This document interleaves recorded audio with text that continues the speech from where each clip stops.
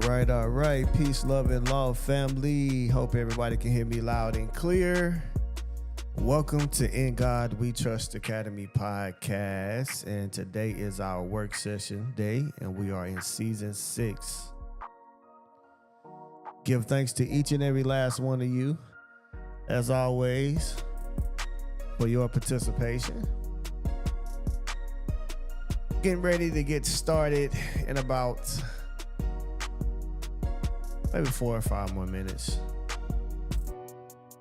I'm in a vibe mode today. Yes, sir. How y'all feeling out there? Y'all good? Can you hear me? What's up, bro? What's going on, man? How's the baby? Doing good. We're sitting here listening right now. Oh, that's what's up. Locked in. That's what's up.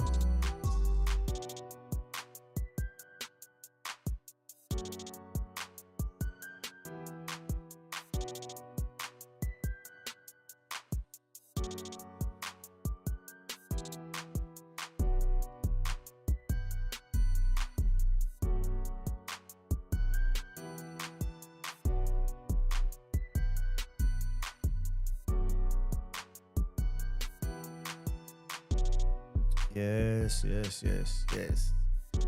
It is that time.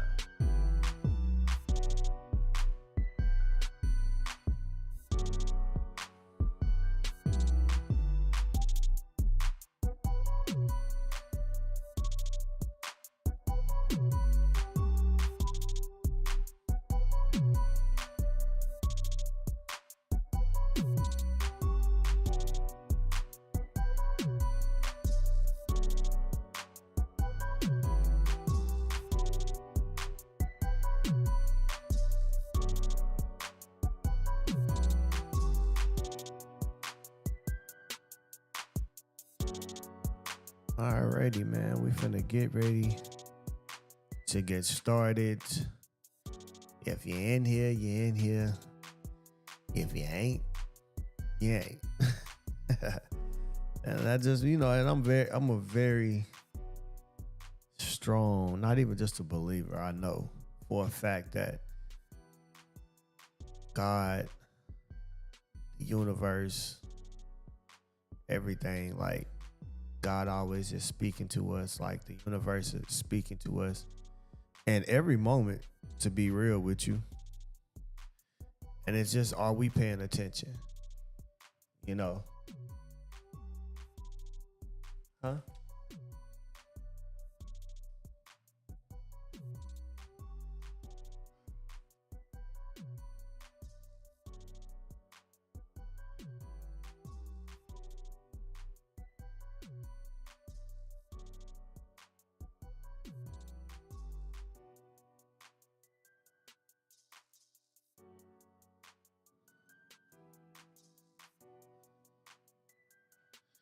Y'all can still hear me in here, right?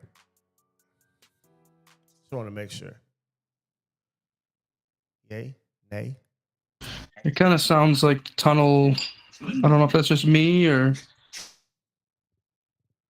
What about now? That sounds a lot better. All right, we good. Better. We good. Y'all say we good, and I know we good. That's all that matters. We good. All right. Well, let's get started, man. We're gonna give us a few little seconds. I think you good now? Yeah, I see your name pop up. All right, we're gonna go ahead and hit this record button, and then we're gonna go ahead and get started for you guys today.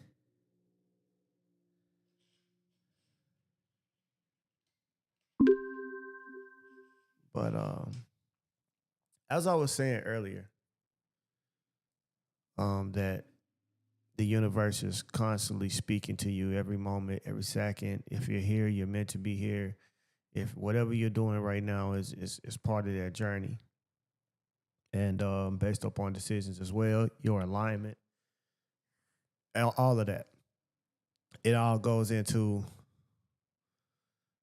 one big thing, if you want to look at it from that way, from that point of view. But just know that, it's for you. every moment, every time. And I know a lot of people want to, you know, find and change the world in their own way. But in order to do that, first start with self, and then hey, one person, one individual at a time. And you got to realize if you touch thousands, there are some people that's gonna touch that you touch that's gonna touch 20,000. So it's just as if you touch the same amount of people. You understand what I'm saying?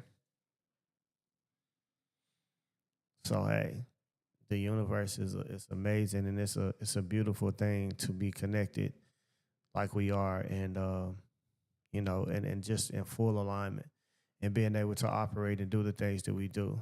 But as always, friends and family and good people out here, welcome to In God We Trust Academy podcast, and we are in work session season 6. Give thanks for you guys as always for every single thing that you do. We give thanks to the Creator for this very moment right now, and just for the state of mind of having free consciousness and being able to operate on free consciousness. And that literally means that we get to make a decision about who and what we are and what we decide that will happen and won't happen. It's all a decision that every last one of us makes every single solitary day. And when you started to learn to control your decision, then you can have that aspect of the control within your life on a lot of different things. And I mean that just by based on your decisions. Really pay attention to your decisions in life and your actions and what you partake in on a daily basis. And then if you can control that of only what you can control, then I'm telling you, that's the reason why we have a choice of liberty, or we have a choice of civil death, spiritual death as well. We have a choice. And each day that we wake up and that we ignore it, we always choosing to do what? Thank you for the heart. What are we choosing to do? Anybody? What we choose? Be free. You see, and it's really, and the thing is though, freedom comes at a cost of your life. That's the reason why there's a such thing as called being to be martyred. Because people die for freedom and liberation. That's a real thing, man. It's a real thing. And I think it's nothing to be scared or in fear of, yo. Ever about your freedom, about your liberty, and to live and be free in that. And being able to operate and understand that you're operating on your God-given rights and ability. That should not be taken from no man or woman, so to say. But when I say man, I do speak meaning male and female. But to understand that, it's everything. And I feel like that's what's going to, set you apart from others and everything that's going on, is the fact that you understand that the reality of everything we have and going on here, it's all by choice. Every single individual in here can get on here and scream at the computer, type all type of words, get on, make videos and say somebody's this or somebody's that, or we got a tyrant government, and all of that stuff that you say. And then you got those who, well, you're out here doing something about it. And that's what it takes as a whole to raise those type of children and people to be in liberty and liberation. And that's it. That's the main goal. That's the main focus. Everything else is just a part of it, being knowledgeable, self-preservation, preserving yourselves, etc., so on. Other than that, if you're not really into doing that, like seriously, you wasting your time. This is not a matter that we just overlook, especially as men. And I'm speaking to men, literally. This your whole entire duty. If you're gonna lead the head of a household, if you're gonna be leaders of other men, etc., then the situation is this: there's nothing above like there's nothing above the freedom and liberation of your people ever. Nothing's above that, and that's just what it is. And I think that once everybody lock in like that and truly understand that,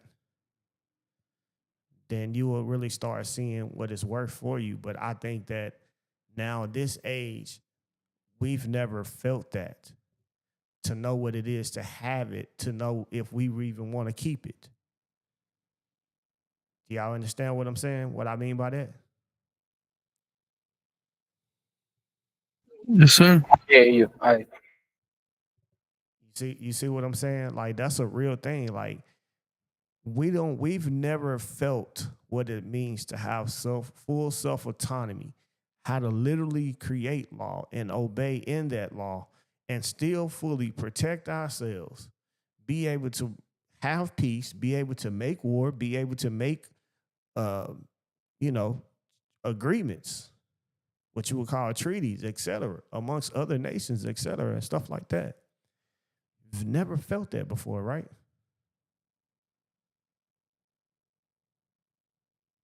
Think about that. So you really don't even know what it is to fight for it, to even want to keep it or have it.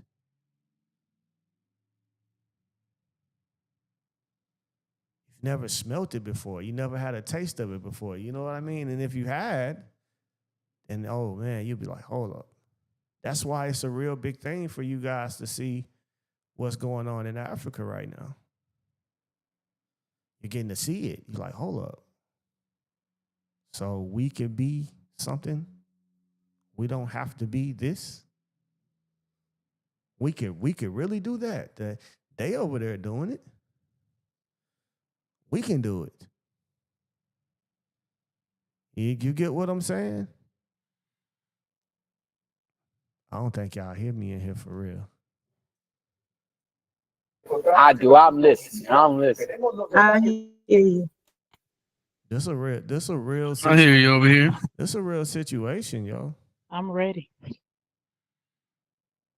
I mean, this is really life or death, yo. And I think about it like that every day, especially where I sit, because I do sit as a chief of a nation, right? And where I sit at, I look at it from the point of, I'm already sold into life into this, and this is life or death for me. And I mean that because that's what it takes. And when I say life or death, I'm just letting you know I'm gonna do this for the rest of my life. It's nothing that's gonna make me change my decision. You understand what I'm saying? Nothing. This is what I've chose to do for the rest of my life. And until everybody learns to make that type of decision, then you will never know what the taste of liberty is. You will never know it, no matter how bad you want it. You will never know what the taste of justice is, ever. You will never know it. And I say that. So I mean, like, if you're really not ready to take it there, stop playing with yourself. For real. You playing with yourself. You playing with your family. You playing like this is not a game. This something that's real. I sit up there and listen to I guess he was in the military or something. He gave a speech talking about, he basically just said, I would die for my allegiance and oath to the Constitution. And I just said, hey, that's the spirit. And that's what y'all don't get. If you ain't got that type of spirit in the full liberation of yourself, your family, and your people, I'm telling you, this is not for you.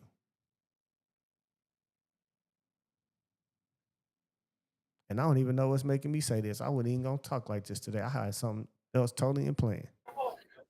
Preach it. Preach. But I mean, for real, this ain't for you.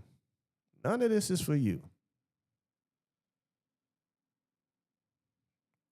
And I know a lot of people would rather run from this, hide from this, instead of actually and don't want to face it because you feel like it's too much.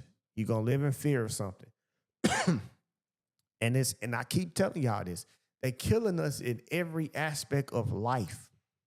They feeding you brain garbage information in school, feeding you garbage in school, lied to you about history to disconnect you in many different ways about the way life is, Earth itself. Think about this. Like we just keep on taking this bullshit, and we get on here and scream about whatever, and it's nothing. And I say this because, as even myself, yes, I'm a Moroccan by descent, which makes me a Moroccan. No matter where I'm at on this earth, no matter where, it does not change who and what I am. Only God can change that.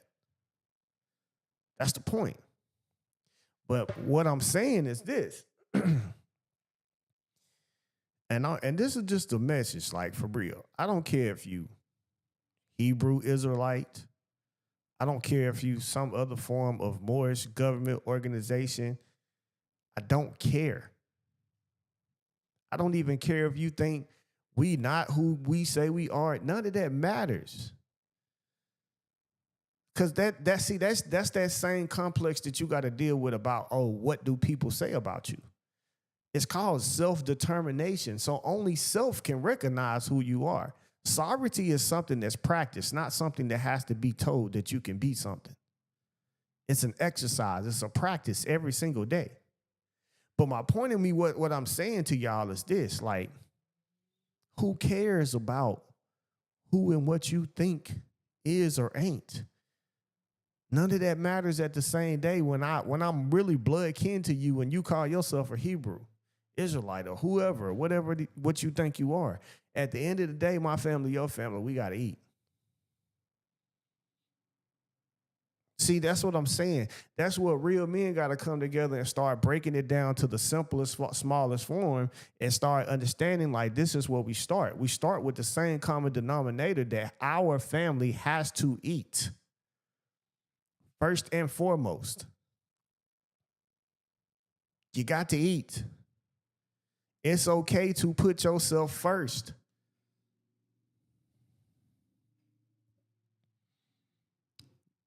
Thou shalt have no other God before me. I don't think a lot of y'all understand what that means. Literally. If you put everybody before you, what you got? Nothing. Nothing. Nothing. You got nothing. I keep telling y'all, fill your cup up first. We don't have to pour a cup when we're overflowing. Once you're overflowing, then everybody gets to receive. But if you got to pour, that means somebody got to go without. And there's no reason for anyone to go without. and I mean that. So I'm just expressing this to y'all because doing this paperwork, putting your trust together, all of that stuff, cool, you got it. But if you ain't got a fight in you about liberty, about liberation in any shape, form, or fashion on any level, if you don't got that in you, then you wasting your time. If you're not ready to take it and be able to file a lawsuit sometimes, go to court, handle your business, etc., then it ain't for you. If you ain't ready to be violated, that's already didn't happen in the first place. But if you're not ready for that, this ain't for you. Y'all understand what I'm saying? I'm ready. And I understand. And I think that if you think that you're gonna get into this, no matter how much you know, that somebody ain't gonna violate you. Somebody's not gonna violate your rights, etc. You tripping. You tripping. That's the whole point of us doing this in the first place, because we know, right? We know this is already happening. And just because you go file some papers, if you can't come in there and assert your rights in the right manner, assert everything in the court that you're supposed to, in the manner that you're supposed to, if you can't do these certain things to meet your cause, no matter where you operate from an international level, and you saying you got a consulate, you doing this, whatever. It doesn't matter whether it's a treaty, a constitution, a statute. The point is, can you exercise it? Do y'all understand what I'm saying? Yes. Yes, sir. Yes. I can come in here and teach y'all and read and show y'all this stuff and give it to you. And then once it's time, then you go out. See, here's the thing. Everybody's so ready to activate themselves based on the benefit and not on the actual journey and fight. It's about the benefit. You ready to go and get this actual, create this bill of exchange and do all this type of stuff that you learning, but you're not ready for the fight though.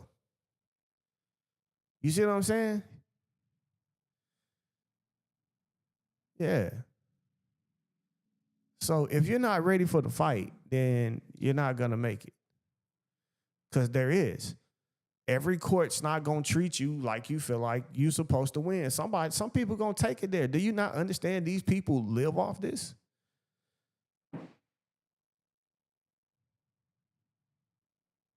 They violate all the time people's rights. You seeing people getting out of jail, spend 30 years in jail, all because it has something to do with the people in the system and how they needed to get all kind of stuff.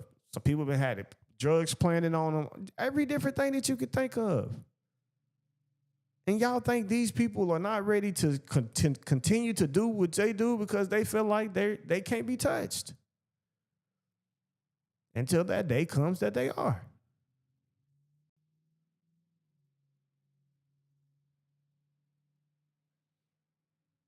And I'm saying this to people to let you know, like, man, it ain't not one Moorish group out there that don't go through problems. If they is, they lying to you and they not really out here.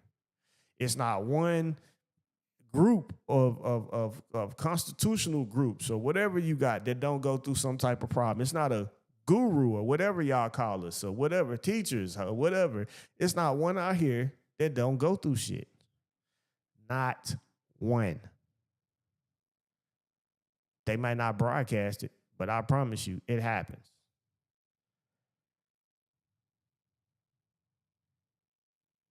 The thing about me, I'm just not afraid to tell y'all and show y'all because I know I already won. I'm gonna win every time because I'm gonna keep myself within the law. As long as I stay within the boundaries of the law, I can never lose. And that's just because, hey, God said so. God set the order. God set the law. Boom, I'm gonna stay within those lines. I stay within those lines. Who can stand against me? That's just how I feel. I ain't got time to worry about the hour, the day, or anything when we feel like we're gonna die, because who cares? What's the point?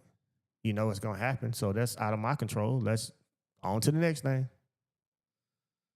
Right? I'm for real. Like this is what it is. This how you got. This is what you got to deal with. This is how you got to take it. You worried about these people trying to take your life, and boom, you in a car accident. No, you just got took away. God said it was time, and you thought it was gonna happen in some type of police brutality, all because you representing liberty. Ain't even happen that way. You see what I'm saying? So that's something that we ain't got no control. That's something we can't worry about. So, and that lets you know, like, your life don't really belong to you. So how can you protect it? You can't. In that sense, you can't protect it when it comes to you having to, when it's your time. So that's why I'm saying you can't let death death be fear for you. You can't let that be it.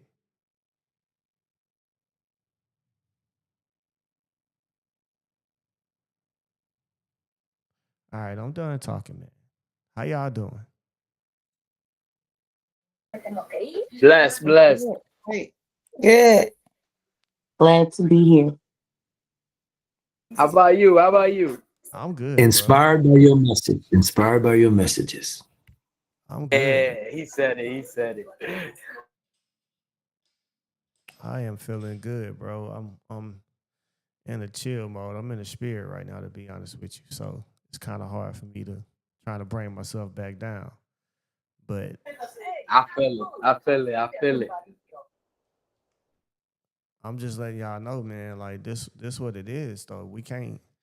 This not a game just to come in here, read some words, and trying stuff out, hoping that you make the big hit so you can have millions. That's not the goal. It's not the goal. The goal is liberation for all. That's what it's for.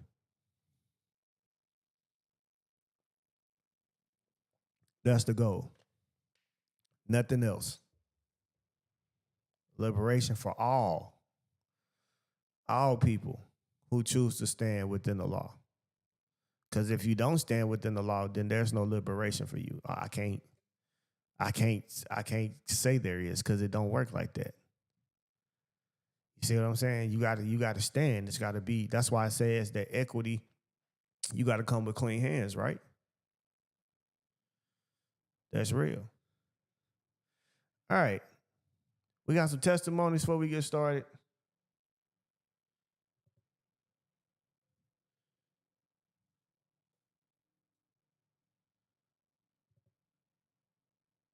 Hey, y'all ready to get started then, huh? Let's get started then. Ready to go. All right, so today we're talking about slaves and freedmen and constitutional contract. That's what we're speaking on. Constitutional contracts. All right. And as you can see here on the actual screen, let me get y'all set up. As you can see, if you just follow us on TikTok, you can go to In God We Trust Academy on YouTube and follow us there so y'all can see the screen. Again, that's In God We Trust Academy, all right, on YouTube. All right, so everything that you guys hear from this point on is for education or religious purposes only. Anybody seeking any form of legal advice, please do seek a legal advisor, as it is only my religious duty to speak my religious truth and the experiences here with you guys today. And law is my religion. Let me clarify that. All right. So, y'all ready? Let's get into it. So you got a society of people created by God, and you have a civil society of controlled persons created by the federal government. Keep that in your mind the whole entire time. That's what I want you to do. So it says this module reveals how modern legal systems covertly transform the status of living men and women into artificial persons for the purpose of control, taxation, regulation, and commercial exploitation. Okay, the objective is to expose how the term citizen has been weaponized as a tool of governments and subjugation, okay, by redefining lawful identity through statutory schemes. And by the end of this module, students will clearly understand that society operates as two distinctive structures: the lawful society of free people and the civil society of controlled persons. The goal is to wake up from the illusion here, family. So understand the system and begin a lawful path back to dominion. So the legal system uses the term person to describe artificial, corporate, or civil entities that are distinct from living men and women. This includes residents, okay, citizens, individuals, and subjects. Okay, so first and foremost, what is the difference between a resident and a citizen? And when they created the actual federal citizen, who is a person, well, they became what? Where was the federal citizen born? Anybody that wants to answer that? Washington, D.C. Washington, D.C., District of Columbia. And since those federal citizens was created in Washington, D.C., and then it said they what? Scattered abroad within the United States. And they were to be called what, family? Come on. What were they called?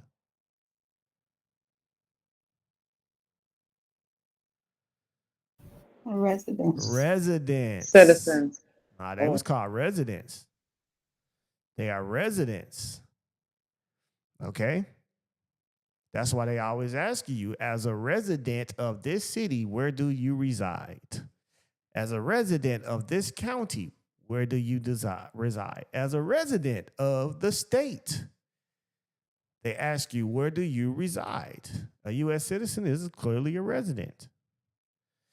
Now, this is what they were when they went into the states. They became residents. So what's a citizen?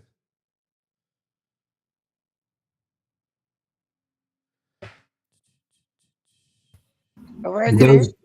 Those in Washington, D.C., still the District of Columbia, the No, federal the district. citizen, the citizen itself was citizens of the states. All right? Citizen of the states. Then you got individuals. We all know what individuals could be, corporations, etc. And then you got subjects, and subjects are often like refugees and stuff like that as well. But which also could be considered the residents. But anyway, all right, these terms trigger jurisdiction of statutes, taxes, obligation, and enforcement. So under Roman civil law and its continuation through British common law and American statutory law, and it's easy to know that you can look at the same laws coming from Britain is part of the same laws that was in the American statutory law. And the reason why that is so is because, well, I mean, where did their forefathers come from? Anybody? Where their forefathers come from?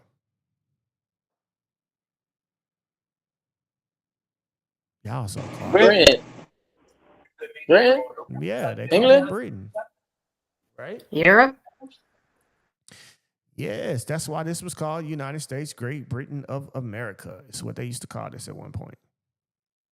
Where all the forts was at. Stuff like that. Right? But anyway, my whole point of me saying that is just to let you know that same law has traveled as well. Okay? So, and that's the reason why they do a lot of things like England. So, just know that. All right. And there has always been a distinction between freedmen, which is those not subject to another's will, and freed men, which means emancipated slaves who still owe allegiance and duty to their former master or its substitute. So that means when they became freed men, these freed men became subjects into the actual United States. And the first ones who became the freed men was called Negro. Also was called Indian. All kind of other names. Right? So I'm saying that because this was the way that they were able to come into the United States. All right? And they still owed allegiance and their duty to their former master or its substitute. So the 14th Amendment introduced a new class of citizenship, not based on birthright freedom, but on subjugation to U.S. jurisdiction. And if you pay attention, it does. They're claiming jurisdiction over all persons, etc., within the territory of the United States. Okay? So, you got to understand that part. All right? So this was intended to extend civil privilege to free slaves, but over time it became a universal status of servitude. Okay, for all who accepted federal benefits or legal titles. See how that works? Now they done made the whole over 300 something plus million people is considered what? Labeled under the 14th Amendment. Ain't that something? That means everybody. It didn't matter. Now it doesn't matter if you're called a Negro, African American, or whatever else now. It's just, hey, you are considered under the 14th Amendment because you accepted yourself as a U.S. citizen, a federal citizen, not a citizen that came from the actual states within itself, but the federal. So legal definitions found in Black's Law Dictionary and historic U.S. case law, including Scott versus Stanford, United States versus Amy, Ex parte Milligan, consistently describe the term person as an entity that can be governed, taxed, and regulated by the state, often regardless of actual consent. Okay, the lawful government derives its power from the people, but the statutory government presumes authority over legal fictions. Once a man or woman accepts the status of person, citizen, or resident, they contractually enter the civil society and become subject to obligations never intended for free beings. Never was. And you have to go back to understanding in the Dred Scott case, because they said the black man has no law for the white man to accept or to respect. So since that is so, and then they turn around and made them freedmen, gave them a particular law, which would place them under statutory jurisdiction, there you go. And I told y'all, once they figured that they could enslave you, they enslave everybody.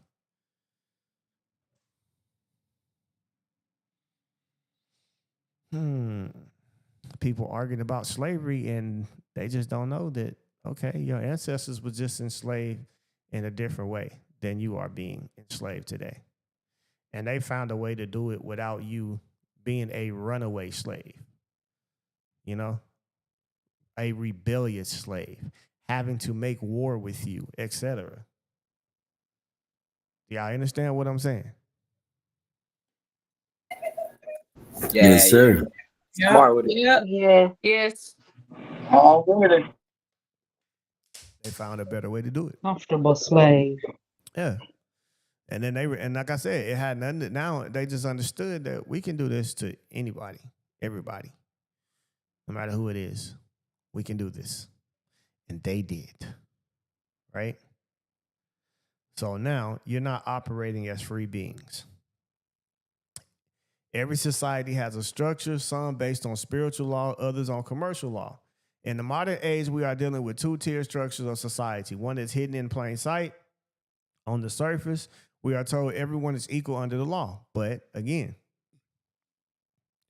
as we have proved time and time, the only way everyone is equal under the law is if you have a social compact. In order for you to be under a social compact, you have to be one of the nationals of either some form of government that you belong to, or you have to be a state citizen of one of the states of the United States, not a federal citizen. That means you are in a social compact with some form of government, right? That's the difference, because those people created the state, the nation state. But when you start talking about a federal citizen, it was created. It didn't create the state. Do y'all understand what I'm saying? That matters. Could you break that down again? What you heard?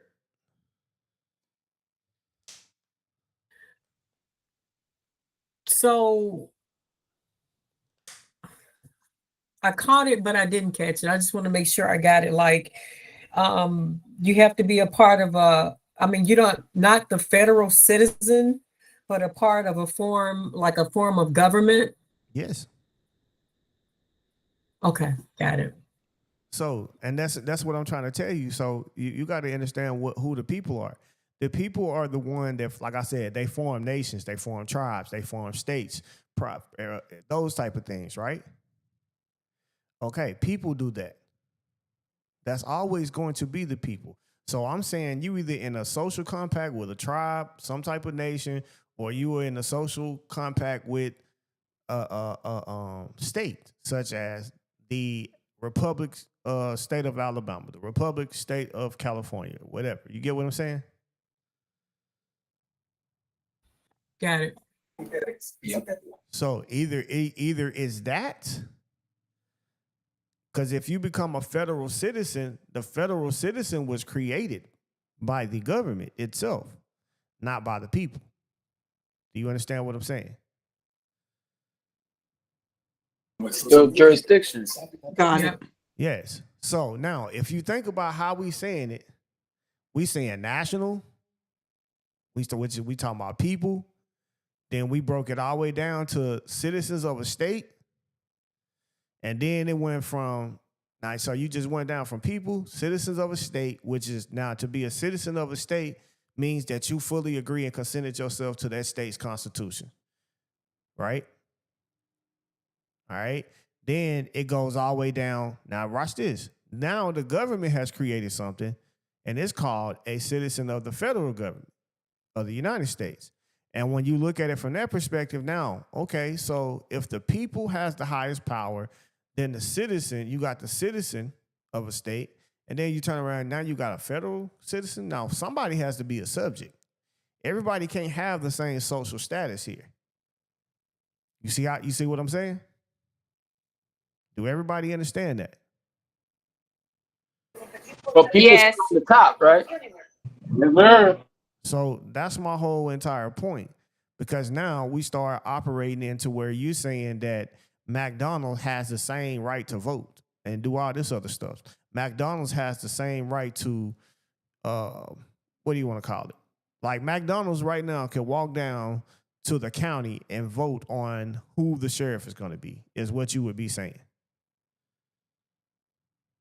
So how is it that McDonald's as a corporation has the same rights to do stuff that you do? Because McDonald's can't be put in jail. If it sells a poisonous hamburger, it can't go to jail and do some time. That's why I find it crazy that they let corporations have, and that's why, they can't have rights. They have to be given privilege because they only come into existence through the commercial realm by the state, where they have to receive a license. You see what I'm saying? That's the only Yes, sir. way Yeah, I got it. Yeah. that's Really? the only way that they can come into its fruition. So we got to check that part. We got to be like, okay, know the difference. Do we all right? You got to realize this. Like, we can operate in the world, but we not of the world. You get what I'm saying? We operate through it with this particular entity, but we're not of it, which means that now that's where all the constitutional, the highest law start coming into effect. You see what I'm saying? Like, that's what matters the most.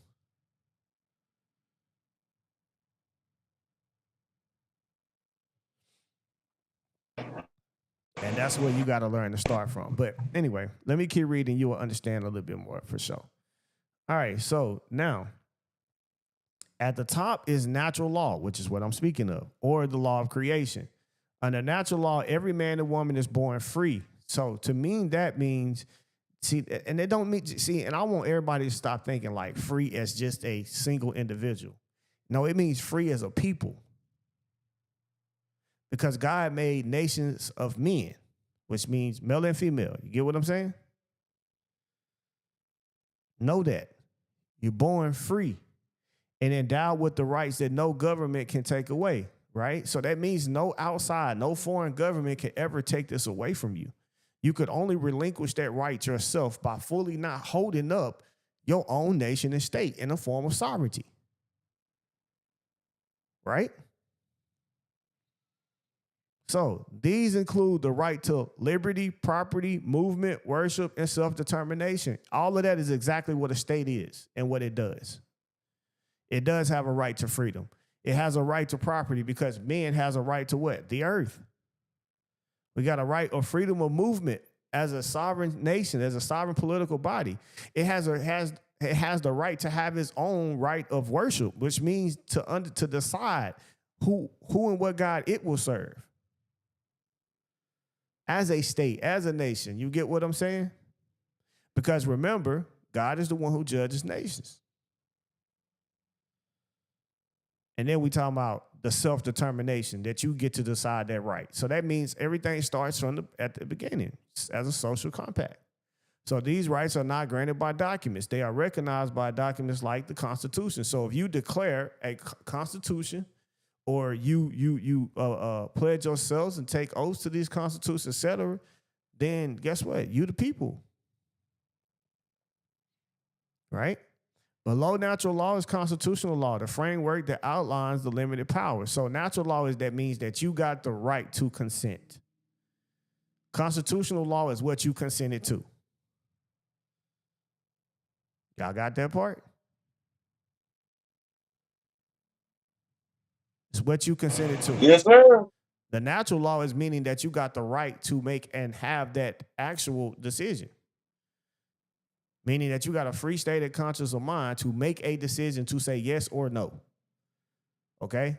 So you decided to make law, which is the constitutional law, okay, which became the highest public authority. So the public authority is the sovereignty, which means the law is sovereign. Nobody's above the law. That's why the law will always be sovereign. So you made yourself consent to the Constitution as a social compact, and that particular Constitution within itself, right? And that Constitution is supposed to protect your right to say yes or no. Y'all get what I'm saying? Let's just make it simple. It's supposed to protect your right to say yes or no. So under natural law, remember, you're born free. So it says the framework outlines the limited powers granted to govern by people. The Constitution is a binding contract. That's your yes or no.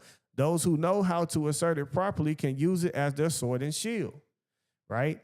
But beneath the lawful system is another structure, a civil law system built upon statute, codes, policies, regulations, and executive orders. It's because they have a right of presumption. Because it's like this, and I mean this. If you're not operating in that particular law, the natural law of God, the right to say yes and no, and the Constitution that protects that yes and no, if you're not operating in that, then who are you?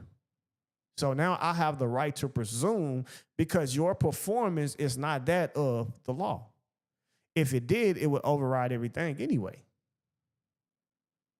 Do y'all feel what I'm saying? Yes, perfectly. Perfectly. Yeah. Y'all quiet in here. Just want to make sure y'all good. Make it Y'all right. good out there? Yes, sir. Take y'all word for it. It's all right. Y'all can speak. Yes, yes. Quiet.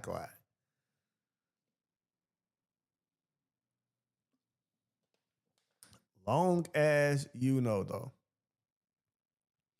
All right. And that's what matters the most. Is that you know that. Okay. So now it says that the structure here, right? It governs legal fictions, entities created by the actual state.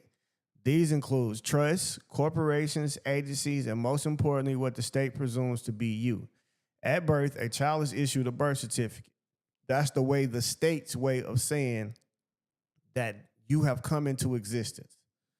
That's the fiction side, because now they're creating the actual citizen of the state. Okay? So now remember that part right there. This is not just a record of birth. It is a creation of a legal entity. That's because they need a way for you to be able to operate within this particular system. So remember, it's just like playing a video game. You got a name, your dude, your avatar, all of that, just to be able to play the game. Okay? So your avatar is that straw man. That's that citizen.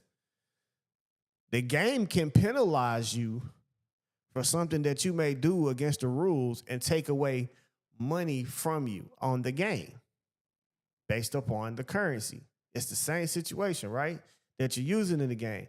But that game can't take away your right to life, to go upstairs, grab you something to eat, put the game on pause, whatever. You get what I'm saying? It can't never take that yes or no. I want to play the game. I don't want to play the game.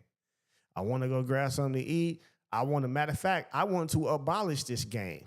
I no longer like it. It no longer serves me in the benefit of my life, liberty, and pursuit of happiness.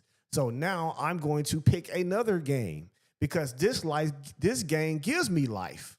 It gives me liberty. It gives me justice and the satisfaction of myself and all that I need, right? It's not penalizing me for certain things because I paused the game or I didn't play. You get what I'm saying? Do y'all understand what I'm saying? That's exactly how simple this is.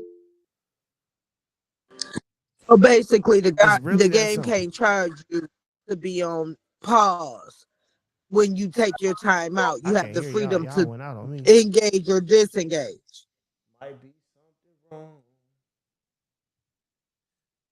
Can y'all hear me now? You hear me? Now I He hear y'all. unlocked everything. There we go. Yeah, he unlocked the whole game. I can hear y'all. I was asking, I said, so basically you're saying the game can't penalize you or charge you for your timeouts and things of that nature. You have the free will to put it down or pick it up.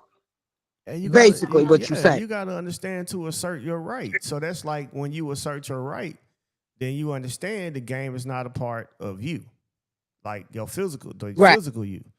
But if you don't assert your Okay. rights, then you're the avatar in the game that's being penalized for the statutes and codes of nothing. Most people don't know they in the game. Right. It's That's where I'm understood. going with. So it's you not understanding that this a game that you in. Like, okay, for instance, my son-in-law got a ticket. All right. And they sent him a ticket and said, hey, well, it's my daughter-in-law. She the one that she got the ticket, but my son-in-law was driving the car. And it had their tag on it. So they sent the ticket to the owner of the car.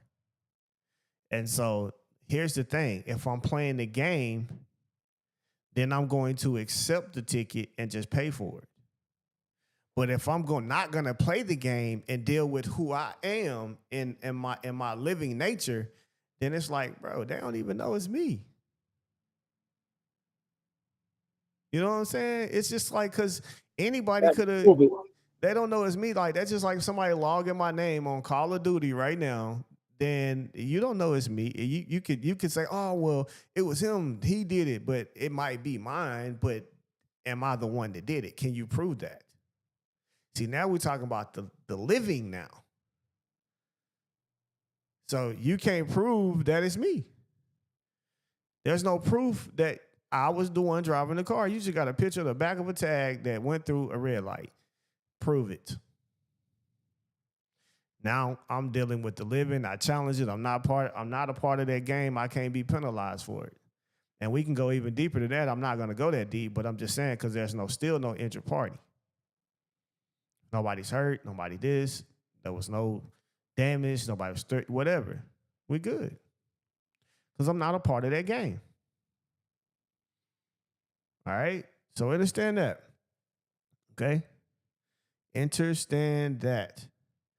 So that means that this is not just a birth record. It's a creation of a legal entity, a vessel or person which exists on paper and in the eyes of the state.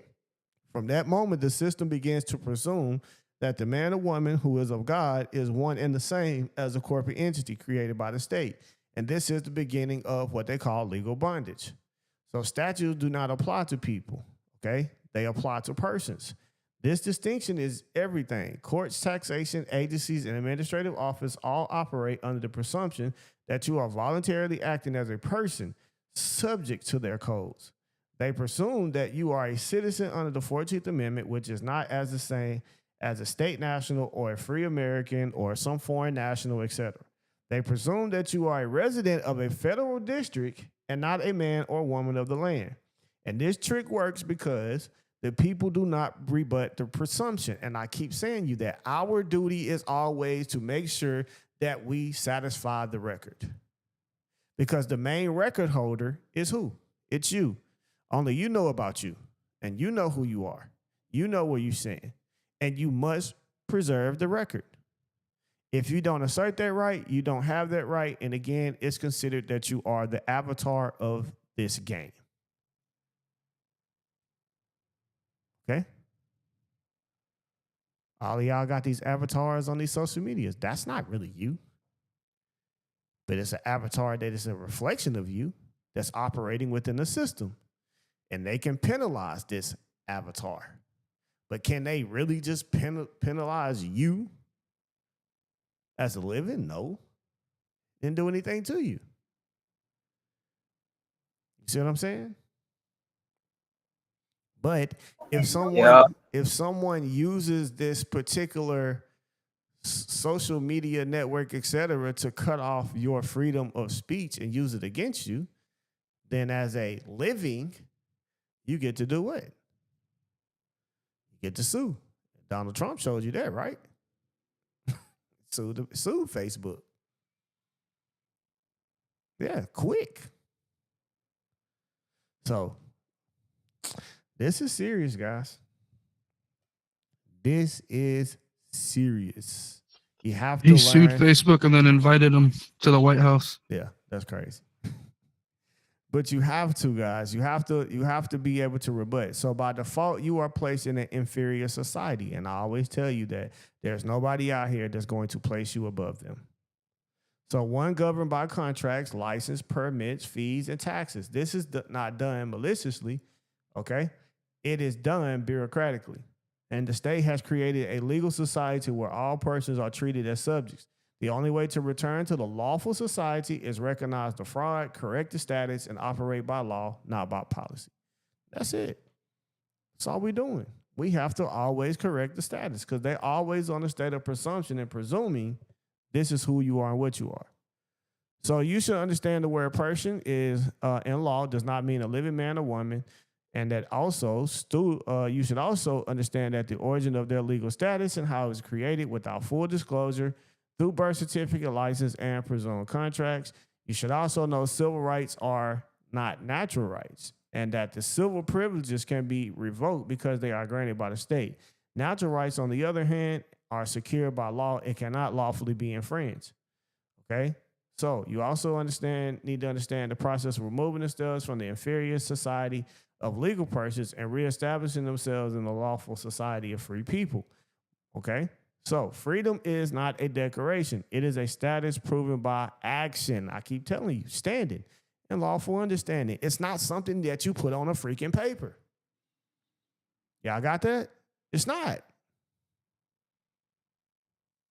We got to stop thinking like that. We got to stop thinking that freedom is you went and filed all this stuff and then now you're free. No, freedom is by actions. You're going to have to make sure that freedom is a fight for liberation at all times.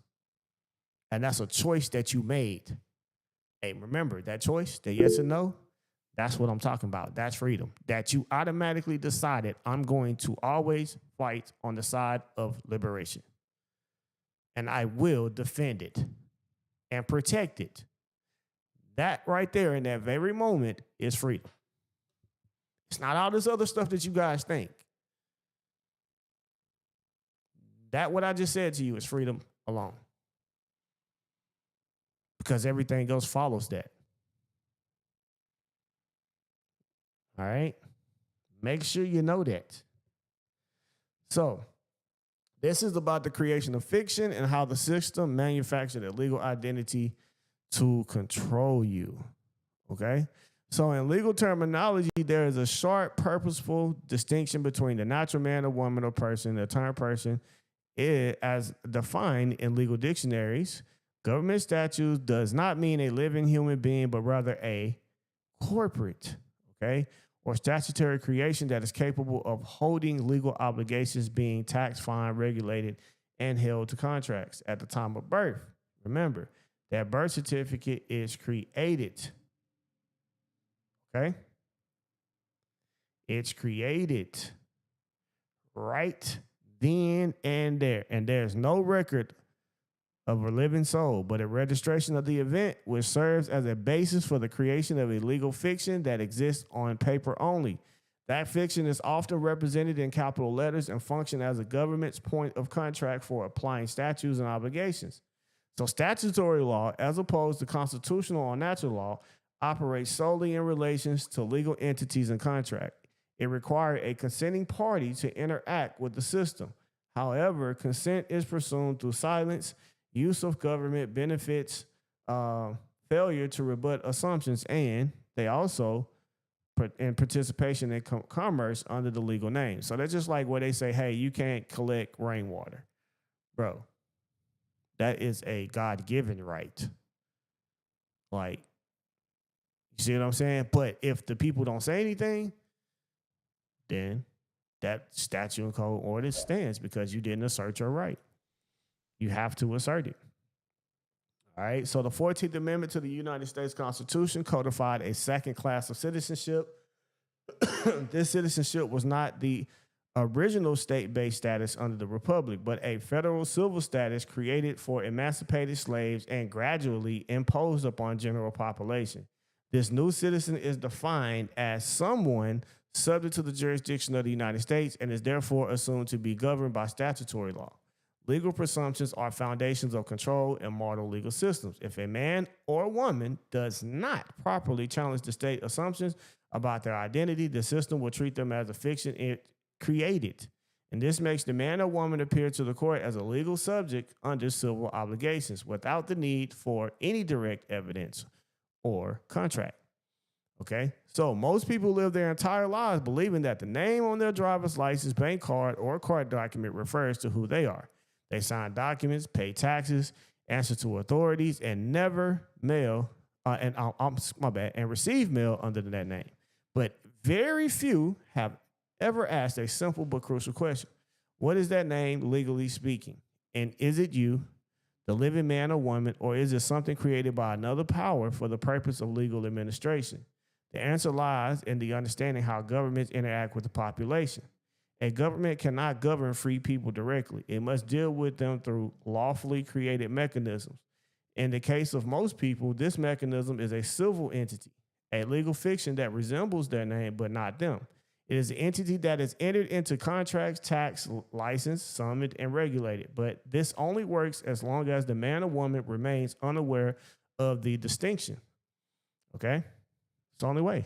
And I tell y'all, you suffer because the lack of knowledge. So not having no knowledge of it can cause you to suffer because you're not getting the full disclosure of what this is and why it is. Right? Now, it's not that it ain't been told or said. It's actually in law, and you can find it and read it, but we didn't read it. We weren't told to read it. We were taught other things, and this is the way of life, the way it's supposed to be. And the reason why they was able to do that, because everything is based off consent. And if you don't assert it right and you choose to stay silent, then basically you're just an assistance to what is going on in the first place. And that's how they play it. Right?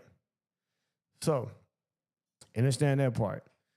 So the person is tracked and treated as a property of the state. Okay? The government then assigns it to various identifiers. That's what they do. So when they do this, it does a whole lot. And that you're not understanding that you're operating on the banking system. A lot of people don't know that. So your parents will likely fill out an application for the birth certificate. They believe they were simply reporting a vital event, but they were initiating a process that would result in the creation of a corporate legal identity, sometimes referred to in law as a person. And the person is tracked, regulated, and treated as property of the state. The government then assigns it to its various identifiers on their social security number, a taxpayer identification, and often a registered voter ID. All of these connect to the legal entity, not the living man, or woman. So from this point on, all interactions with the state presume that you are acting in the capacity of that entity. The court presumes it, the IRS presumes it, the police presumes it, the law codes and administrative policies all presume that you are the person the states created. The name appears in capital letters on government documents for a reason. It signifies a fiction, a vessel for commercial and civil enforcement. But again, if you understand law merchant and what has happened over hundreds and hundreds of thousands of years, that law merchant has always taken over kingdoms and governments.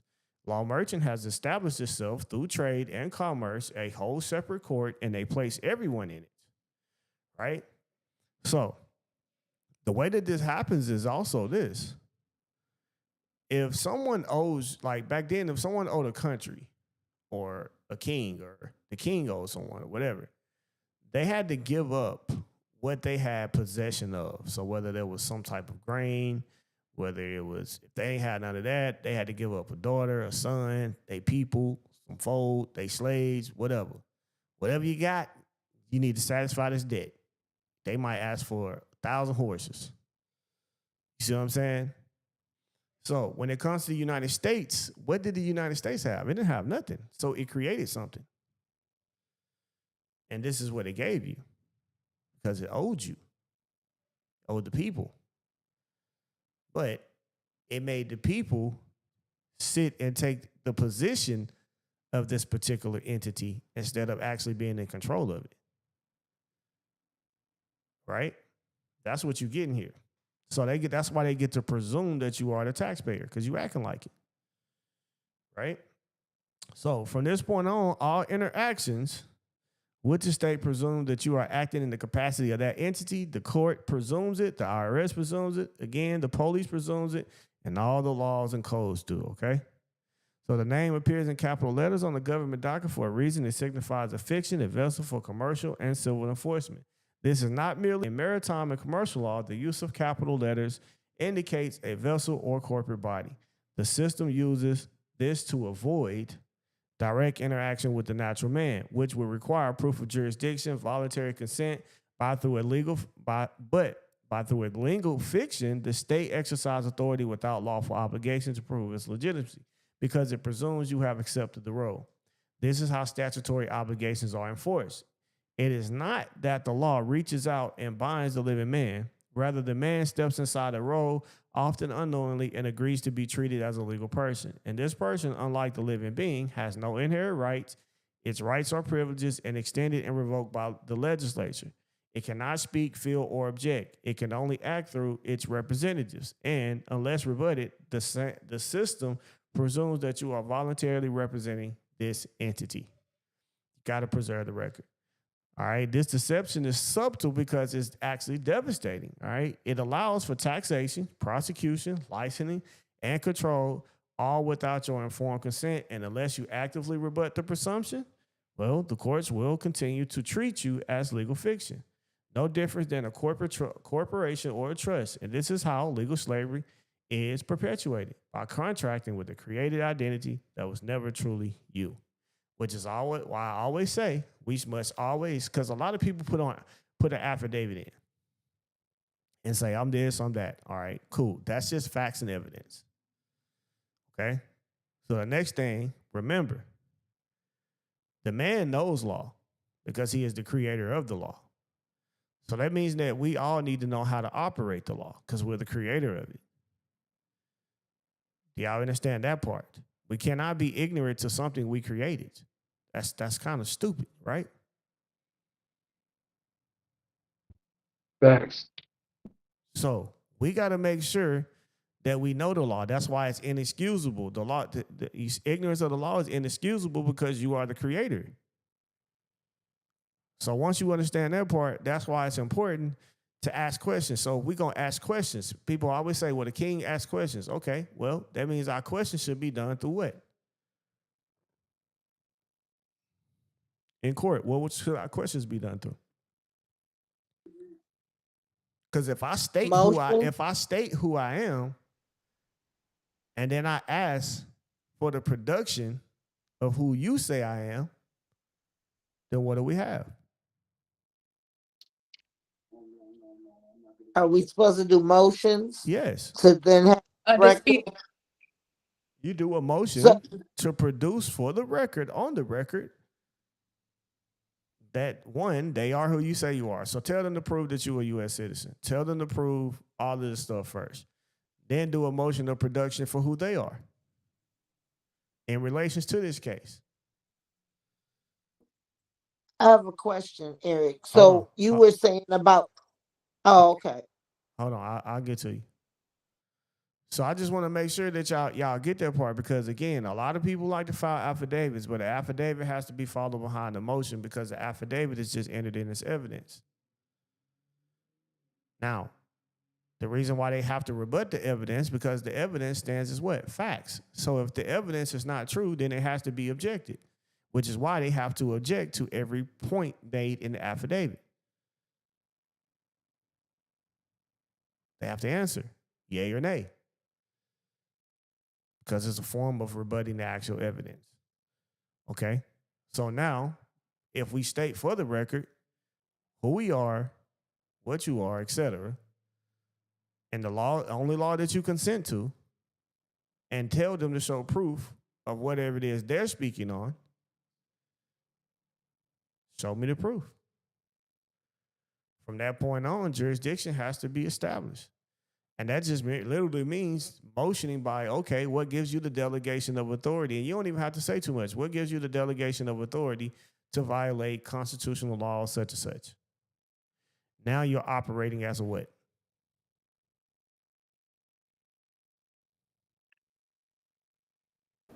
Private. Sovereign.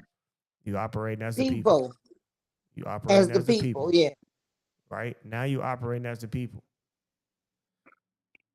Because I had to make you do the production of all of this to establish that you do have the right to stand in code from this particular point. Because the only one that are under the statutory law are those who are subject. It wasn't able to make the law. They didn't have a law. They didn't create a law. So law had to be given. Laws was given to corporations. Right? All laws were made for corporations. Correct. I'm gonna say statutory law. Let me say that. Statutory law was made for corporations. Right? So when you get down to it, this is how legal slavery is perpetuated, by contracting with a created identity that was never truly you. Okay? So, to explain the distinction between the living man or woman and the legal person created by the state, you need to understand that the name is a capital letter and not a mere format, but legally recognized entity used to apply jurisdiction and enforce policy. You need to recognize that most court action, taxes, okay, as well as license and administrative procedures are directed at legal entity, not the man or woman, and that the legal system requires their corporation or silence to cooperate. You need to also understand the jurisdiction is established by consent, contract, or presumption, and that all three are tied to the recognition and use of the legal name. By continuing to act in the role of the person, signing as the person, responding as a person, and accepting benefits as a person, they give life to the fiction and open themselves to liability. So to begin removing themselves from the system, students must learn to stop identifying as the legal fiction and begin asserting their status as the living principle. This includes correcting records, issuing notices, making lawful declarations to separate their natural identity from the corporate one, and they must stop contracting under false identity and start challenging every presumption that equates them with the statutory person. So you wouldn't have to go receive government benefits if you acted as a community. Seriously. Like, it's nothing to, what's the benefit there to lose a right? And I want y'all to think about that. And you don't lose it until you don't assert it. A contract can say anything and you signed it. And then under foreclosure, you're like, hold up, I want to rescind this contract because it violates a constitutional right. Simple. But if you don't assert it, then you agree. So you got to understand that. Only when separation is lawfully established can they operate under the protection of the natural law and the original Constitution. Only then can they reclaim their rights, eliminate unnecessary obligations, and assert lawful authority as a living man or woman, not as a fictional subject of a political society. All right? Law is above statutes. Okay? Always. Law is above statutes. Law is above the statutes. And the reason why I say that is because the natural law says the land is the land. So by natural law, and I'm just speaking, a deer ain't finna call this the highway. It's just gonna walk across it because it's a part of the land. And it has a right to a freedom of movement anywhere on the land. That's a natural thing.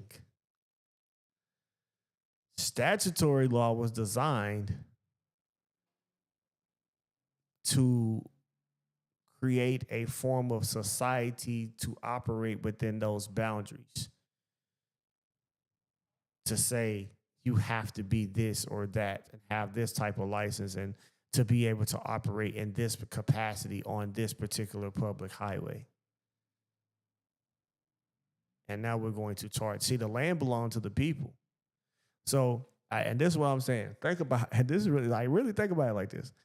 Think about you being here, you living freely. You walk outside in your grass every day, and all of a sudden, somebody come through and pave a whole sidewalk in the middle of your yard and say, hey, this is the public walkway. You got to have a license to walk here. You're like, what? Man, this is my yard. This is what God gave me. Why do I need a license to walk on something that's in my land? You just put something here and called it something else, and now I got to have a license to walk? You for real? And now if I don't have it, I owe you a certain amount of money. Like I owe you some US dollars. Bro, what if I don't even agree with US dollars? That they're money or it's considered anything of. You get what I'm saying? Do y'all understand what I'm saying? That's the type of situation that you in right now.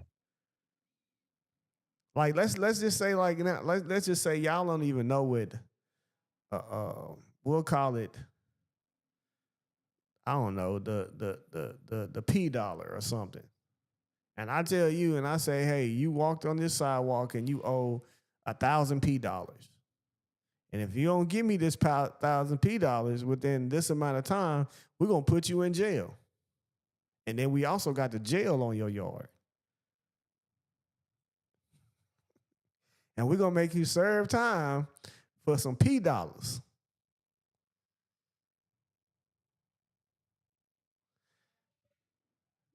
Let that settle. No, we got to fight back. Let that settle in your mind, right? Now, You got a P court?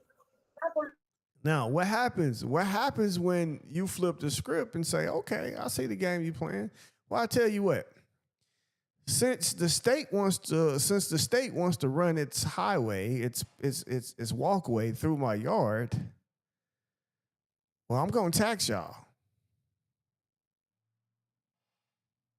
Yeah, I'm gonna tax y'all. I need taxes. People, we're gonna tax you. So, and I need to be paid, we're gonna say $5 million. And I'm gonna say in gold. I don't know what your P dollars is. I want gold though.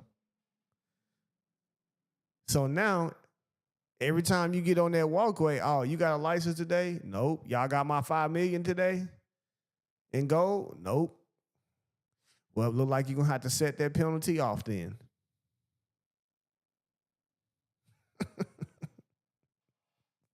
You see what I'm saying? This is gonna be an everyday thing. Yo, you were walking too fast on the public walkway. We got to give you a ticket. Y'all got that. And it's going to be 230 P dollars. All right. I still need $5 million in gold. This case has been set off, case dismissed. You walk out of there. All because you're speaking on something that is an antecedent claim. The precedent law itself is your right of ownership of the land as the people that God has made. That's a right that can't be infringed upon.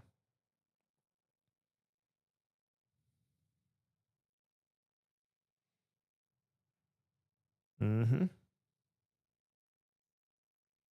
Do y'all hear what I'm saying? I hear you. I hear you. Y'all got to see it that way. Right? Got to see it that way. A contract in law must contain an offer, acceptance, consideration, agreement between the parties. Constitution satisfies all four elements and is therefore legally enforceable under contract law, specifically under the statute of frauds, which requires certain contracts to be in writing to be enforceable. The Constitution was entered into by the people through representatives. All right. These representatives signed the document in a dual capacity, both as officers of the government and as agents of the people. So when you seen these people sign the Declaration of Independence, etc., they were literally acting as public servants, as trustees. Then they took an oath to the actual individuals, right? They took an oath amongst the people that this is who they were going to be in protection of the people's right, etc., right? And everybody else consented to be governed in that manner. All right, so the Constitution, again, is created as an enforceable bilateral agreement between the governed and the governing body. So under Article 6, Clause 2 of the U.S. Constitution, known as the Supremacy Clause, it established that the Constitution, along with any laws made in pursuit thereof and all treaties, shall be the supreme law of the land. This clause further affirms that state statutes and contrary laws are null and void when it conflict with the supreme law. But remember, it is the duty of the people to assert a right. You have to assert. If you do not speak up, if you see what I'm saying, those who don't say nothing ain't gonna get nothing. Case law affirms that any statute, policy, or regulation that conflicts with the Constitution is void from inception and bears no force of law. The courts have ruled that such laws are to be treated as if they never existed and that no one is obligated to obey them, nor are courts required to enforce them. The people are not merely subjects under this contract. They are the intended beneficiaries. So remember, you are the beneficiary of the actual Constitution.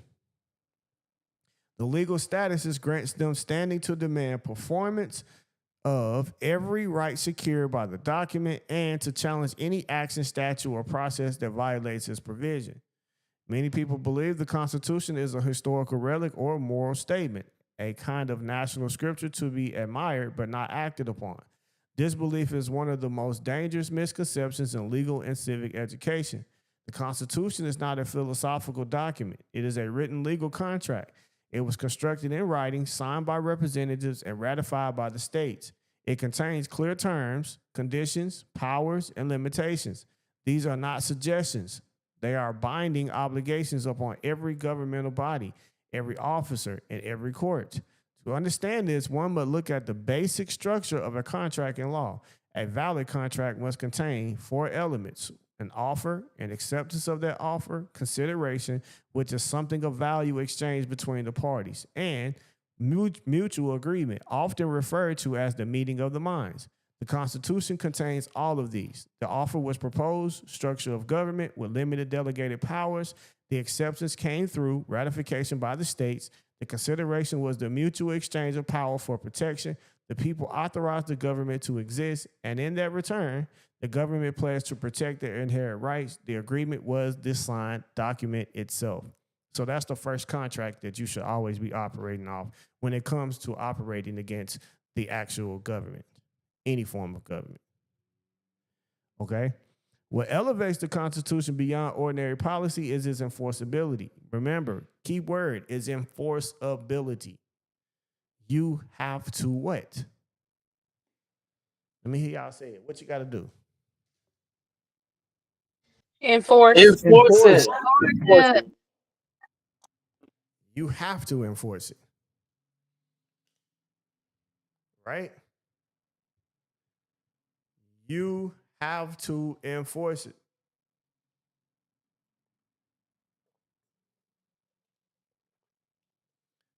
Know to enforce it. Somebody said notices are your motion. Notices are like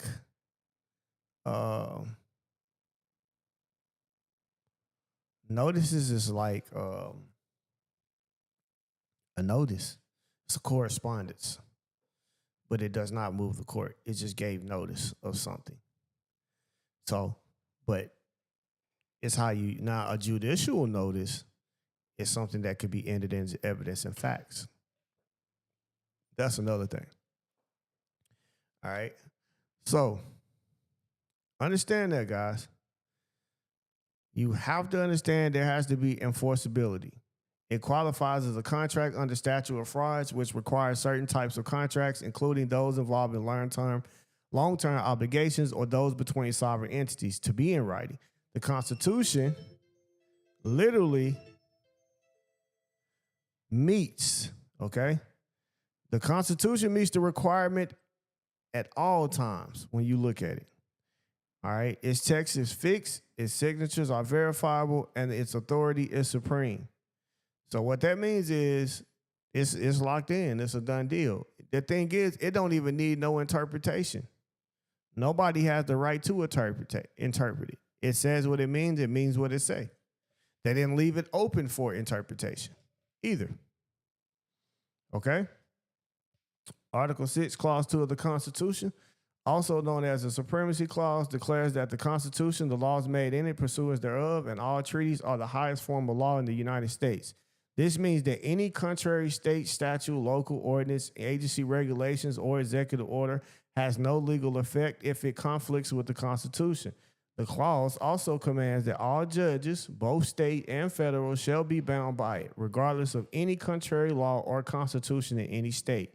All right, this is not theoretical, right? The U.S. Supreme Court has repeatedly ruled that unconstitutional laws are void. It don't mean that they're not voidable, okay? Not defective, but it's void. It don't mean that it can be void. It's already void, okay? So in Marbury versus Madison, 1803, the court declared that any law that is repugnant to the Constitution is null and void from its inception. It has no power to bind, no obligation to obey, and no authority, okay, has no authority to enforce.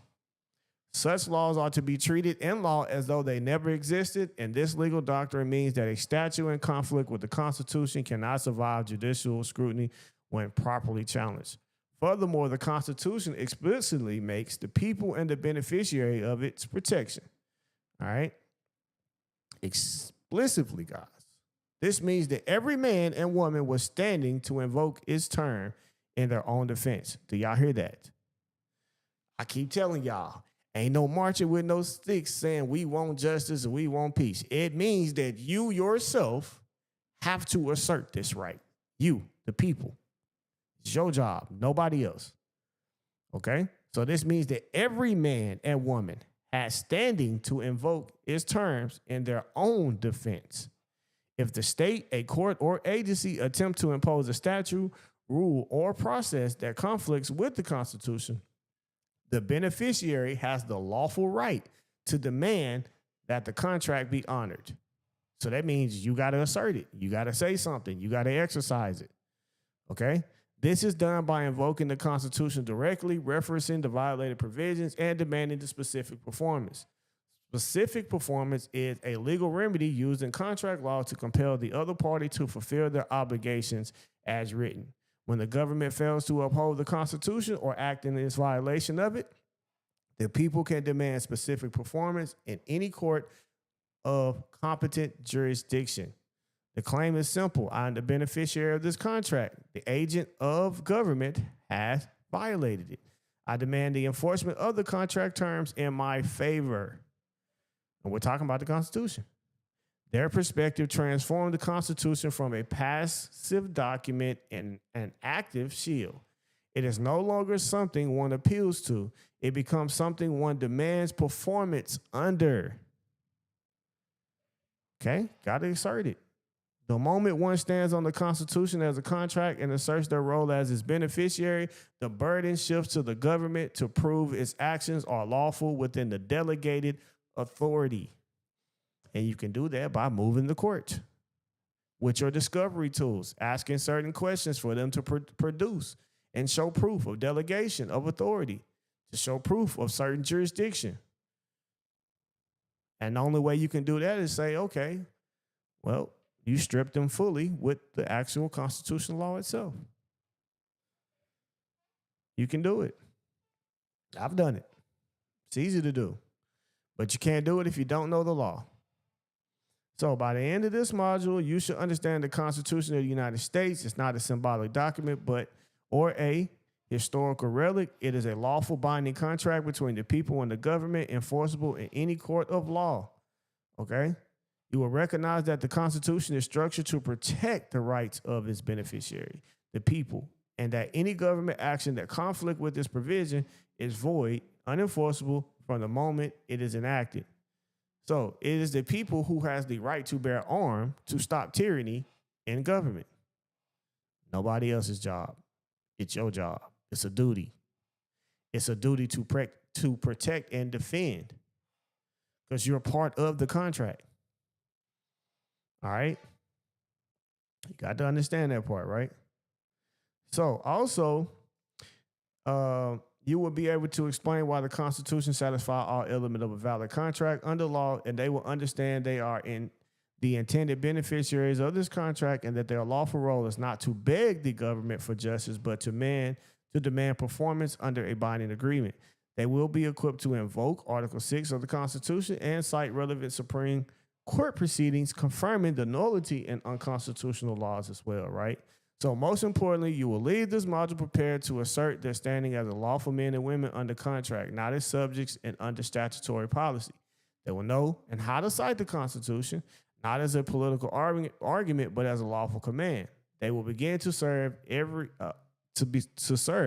violation of their rights. You will begin to see every violation of their right, not as a matter of policy dispute, but as a breach of contract, actionable in law, enforceable with lawful authority. Which is why contract law is so important, because you understand the Constitution itself is an actual it's a contract, and they have to perform. So that's the reason why, even though you do have a birth certificate, the birth certificate is also a representation that that someone owes an obligation and a performance to you according to the Constitution. They owe an obligation. Obligation is a form of a debt. Duty is a form of a debt. Duty is a form of a tax because it's your duty to perform. All right? Rights versus privileges here. Okay? The great conversion and how to lawfully reject it. An inherent right is a God-given, unalienable liberty that exists by natural law and is secured, not granted by the Constitution. A privilege by contrast, okay? Temporary permission granted by a governmental authority which may be conditioned, limited, revoked, or taxed. The U.S. Supreme Court has affirmed that no state or government entity may lawfully convert a constitutionally secured right into a privilege and then require a license or fee for its exercise. The state also, make sure y'all mute out. The state also cannot impose criminal penalties for the failure to obtain a license for the exercise of a right.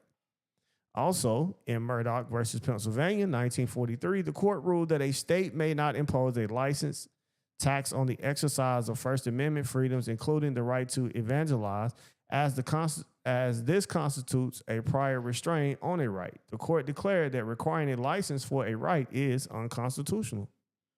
It's already been said and done.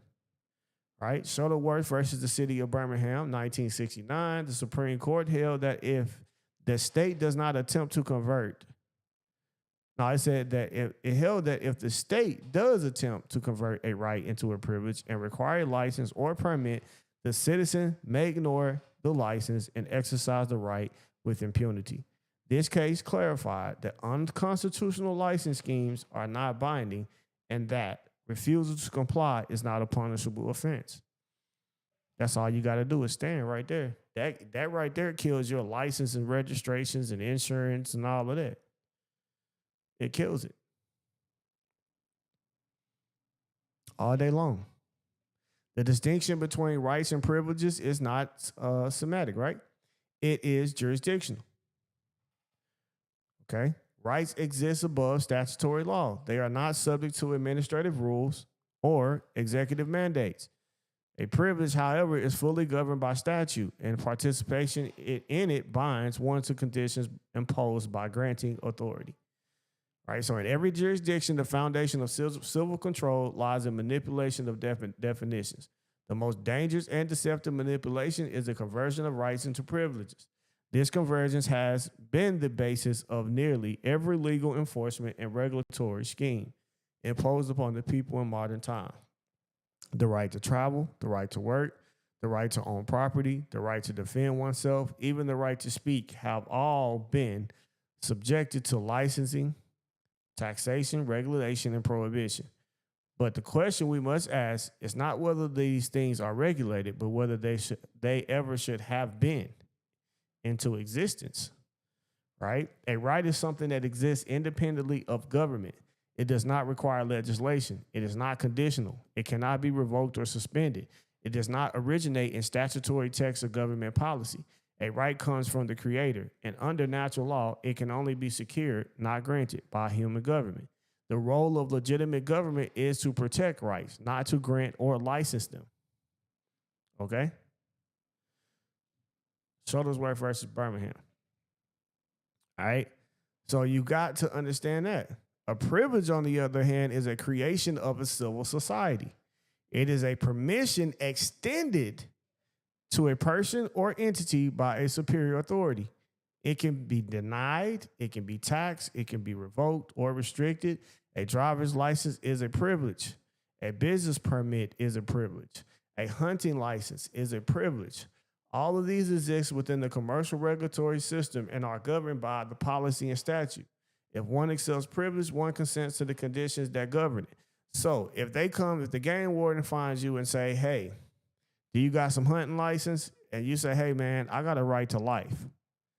And my right to life is the right to be able to feed myself and use the resources of this land. As I do as a man, as the highest natural law, have a right to this land. And it is the duty of the Constitution and the public service of the Constitution to protect that right. That lies within the First Amendment. It lies in everything.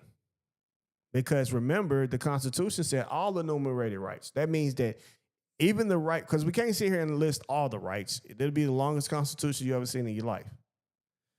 So that means all rights, mentioned and not mentioned. Doesn't matter. You have a right to that, and that right cannot be taken. Right? If you don't have a right to the land, then why is it the only place we can do is stand on land? We can't stand on the air. You feel what I'm saying? We can breathe in the air, which means we got a right to that as well, right? But you can't just stand and poof and go somewhere and not be on this land. This is where you are. This is the only place you can do. If you jump up, you're coming back down with your 2 feet placed on the land, right? Understand that part. That is a right. They can't never take that away from you. Okay? Until you start wanting to take that right away from others. Now it makes it a problem because everybody has that same right. Okay? Got to know that. So here's the deception. Most of what has been licensed or taxed in modern society was never a privilege to begin with. The state has simply taken the right of activities of men and women, such as traveling, exchanging labor, publishing speech, or assembling in public, and declared them to be regulated activities that now require permission. The basis for this is not lawful authority, but presumptions and silence. The state presumes that the individual agrees to be governed as a person under its jurisdiction, and by failing to rebut that presumption, the fiction is sustained. So this deception was directly challenged in the Supreme Court in Murdoch versus Pennsylvania. The court held that requiring a license to execute a constitutional right is a form of unlawful taxation on the right itself. The state cannot impose a fee as a condition precedent to the exercise of a right. In that case, a religious group had been ordered to obtain a license to distribute literature. All right. The court struck this down and stating that freedoms of religion and press are in a preferred position and cannot be burdened with licensing scheme. It goes for everything else. You had a right of free movement around the whole entire world in whatever that you wanted to go, that you considered own and that is your property. Simple. They took that freedom of movement away from your particular private property that belongs to you and said, now that you got to have a license to do and have and whatever, like, okay, yeah, it's a highway, but it's a land first. So just because you build the highway don't mean you can't take away my right to the land. Y'all understand what I'm saying? So now the question is, do we travel on public highways or are we traveling on the land? The land. On the land. Makes a difference then, don't it? Because they'll say, oh, well, we got rights. Okay, yes, you do have the right to a public highway. But this is land before it was considered, before you called it a public highway based upon your commercial and statutory law. But by natural right, your highway is whatever's built on the land is a part of the land. So if you built your highway on the land, it is considered to be land.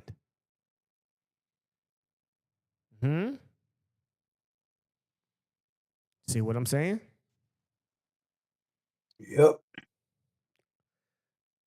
Yeah, I could find that if I had time, I would. But it's in the Black's Law. It's in the Black's Law dictionary, and it's basically saying whatever is connected to the land, it's part of the land. So if you build a house on the land, the house is part of the land. So that's why you understand what I'm saying, guys. Yes, indeed. Makes a difference. Makes a difference. Okay. So the basis for this is not lawfully authority, but presumptive and silence. The state presumes that the individual agrees to be governed as a person under its jurisdiction, and by failing to rebut that presumption, it means that the fiction is sustained. Okay? Because it never was rebutted. So automatically, if something was entered in as a form of fact, since nobody rebuts it, it stands true until proven otherwise. The deception was directly challenged in the Supreme Court, like we said, in Murdoch versus Pennsylvania. All right? So, and it shows you the right in that as well. But what happens when the state imposes a license anyway? The question was answered in Shuttleworth versus the city of Birmingham. There, the court held that if a law attempts to convert a right into a privilege and requires a license or permit, the individual may ignore the law and proceed to exercise the right with impunity. The phrase is critical because it means without punishment. It means the individual is within a lawful capacity to reject the license and assert the right regardless of statutory conditions. This doctrine applies far beyond the First Amendment. It extends to any right protected by the Constitution, including the right to travel, the right to work, the right to defend oneself, the right to bear arms, and the right to contract. If that state has passed a statute or administrative rule that requires a license or permit for the exercise of these rights, the statute is void. But it's only void if you assert the right. So if the court enforces it anyway, it acts in violation of the Constitution and commits a breach of contract against the people. There is no constitutional provision that grants the government the power to license rights. Every such act is a fraud on its face unless the individual voluntarily consents to participate in the privilege. And in most cases, participation is presumed through silence, registration, or benefit acceptance. The burden is on the individual to rebut the presumptions. This is why declarations of status, affidavit of rights, and notice of liabilities are also and motions are also powerful. They lawfully place the government on notice that the individual is not voluntarily operating under a privilege, but is asserting a right in under settled law. The government must yield to the position unless it can show lawful authority to override the Constitution, which it cannot. Okay? So you should know the difference between a right and a privilege. All right? You got to know that. You got to know Murdoch in Pennsylvania and the city of Birmingham is to challenge unlawful licensing schemes.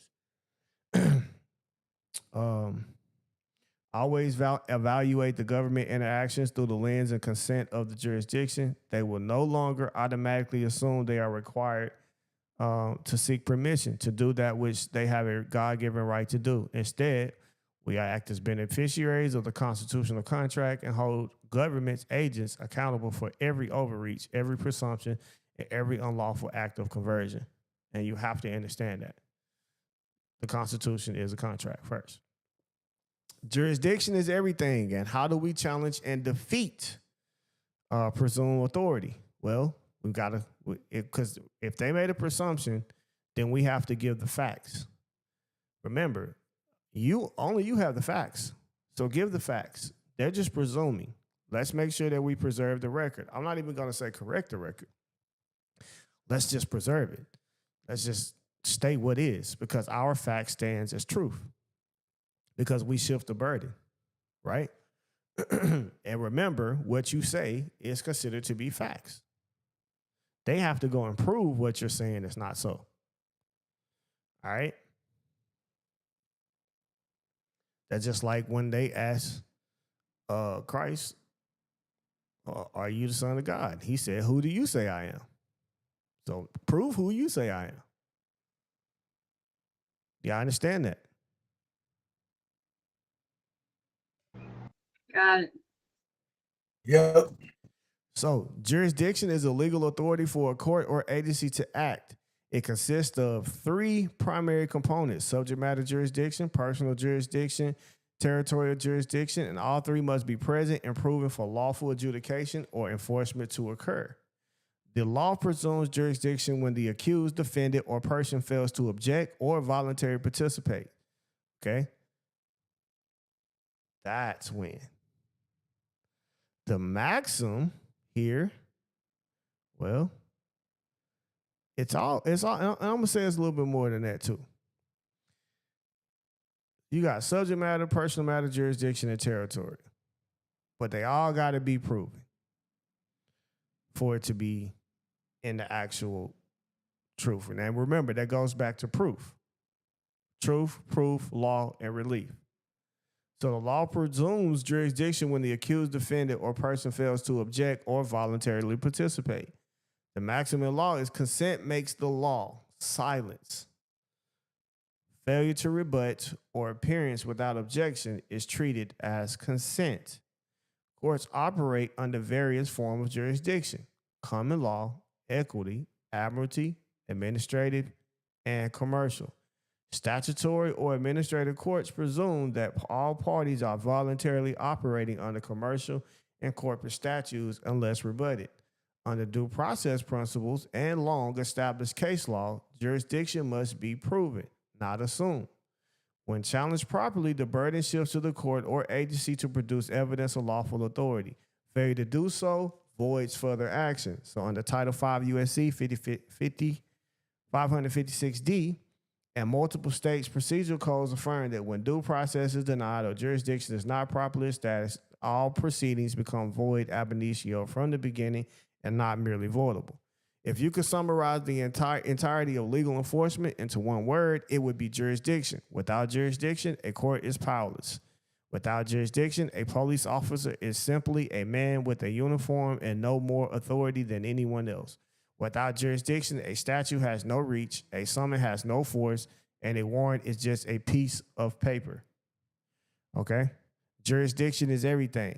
It means lawful authority to act. The authority must be proven in every proceeding, whether civil or criminal.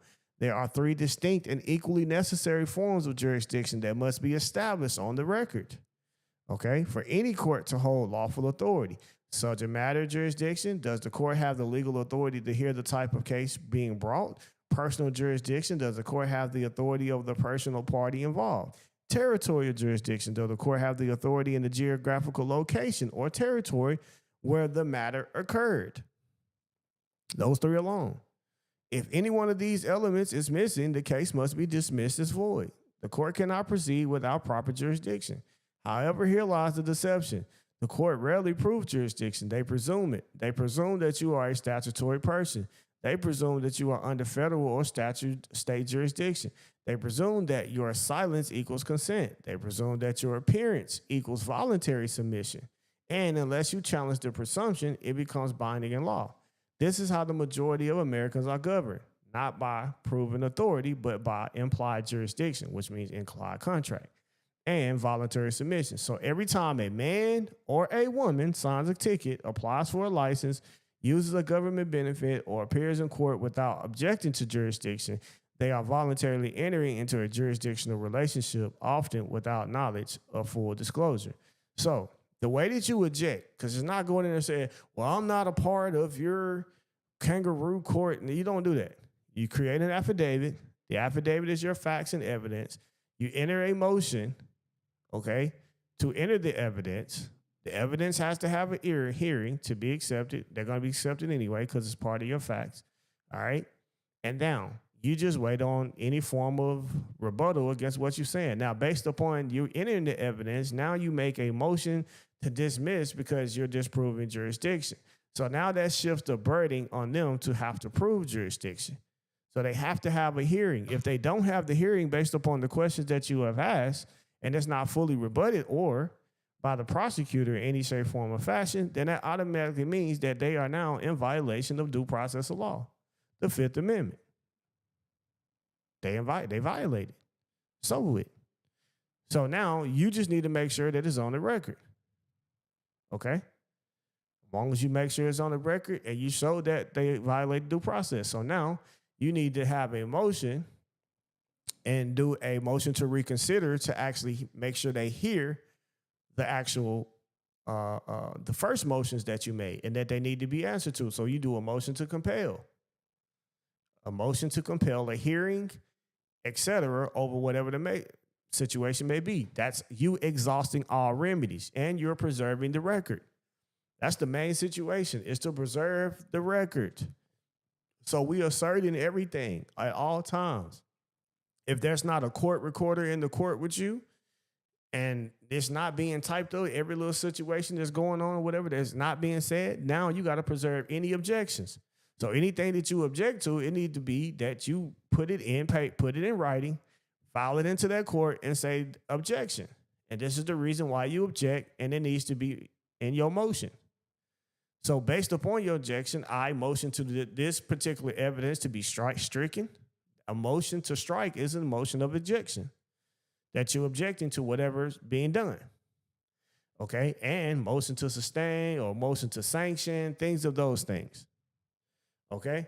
Just so you guys can understand what you have to do, because it's your duty to preserve the record in its fullness. All right? If y'all on social media, drop some ones with me. Everybody, y'all with me right now? We ain't done yet. We're a little long-winded tonight, but we all right. I'm with you. We in there. Right with you. In here listening. Yes, sir. This is what we got to start getting into our mind, right? Thank God we ain't got to pick up swords and shields and go out here and roar and swing it. No, we just got to operate the law. That's beautiful, right?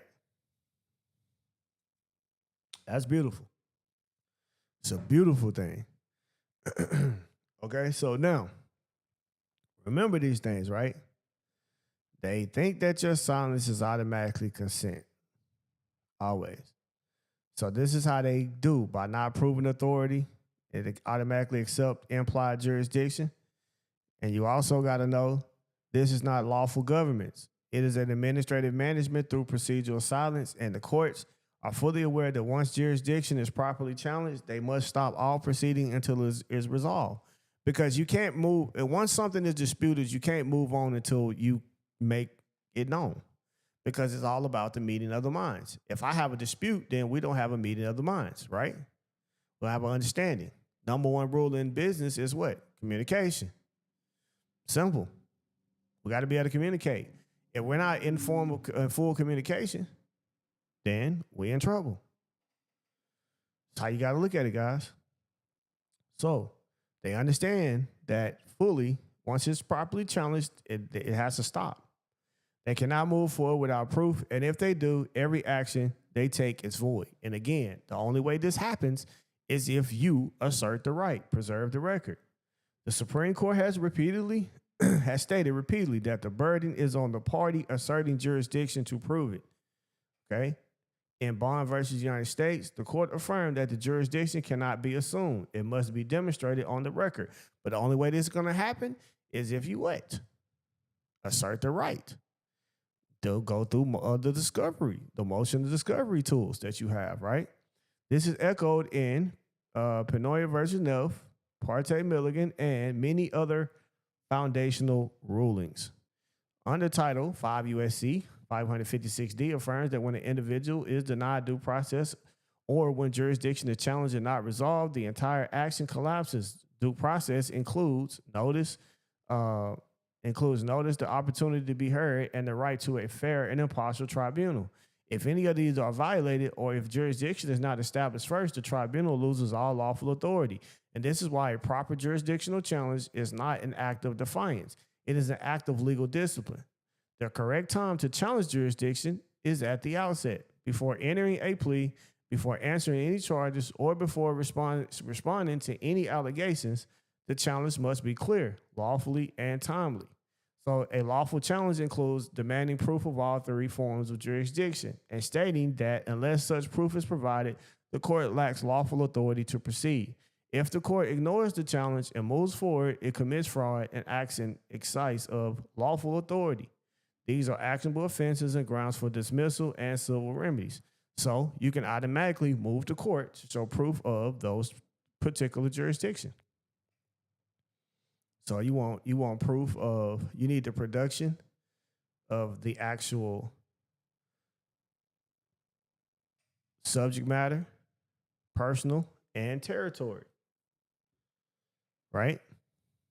Subject matter also implies in full delegation of, all of them implies delegation of authority, but they have to, one, know that the law that they're trying to have, that they're saying you violated or whatever the case, does not extend over the Constitution within itself, right?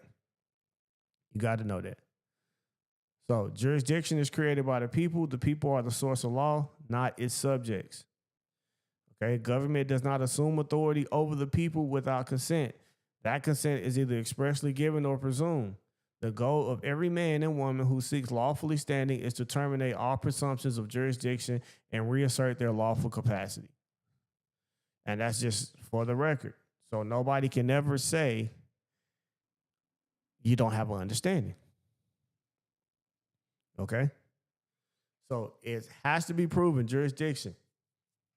Always.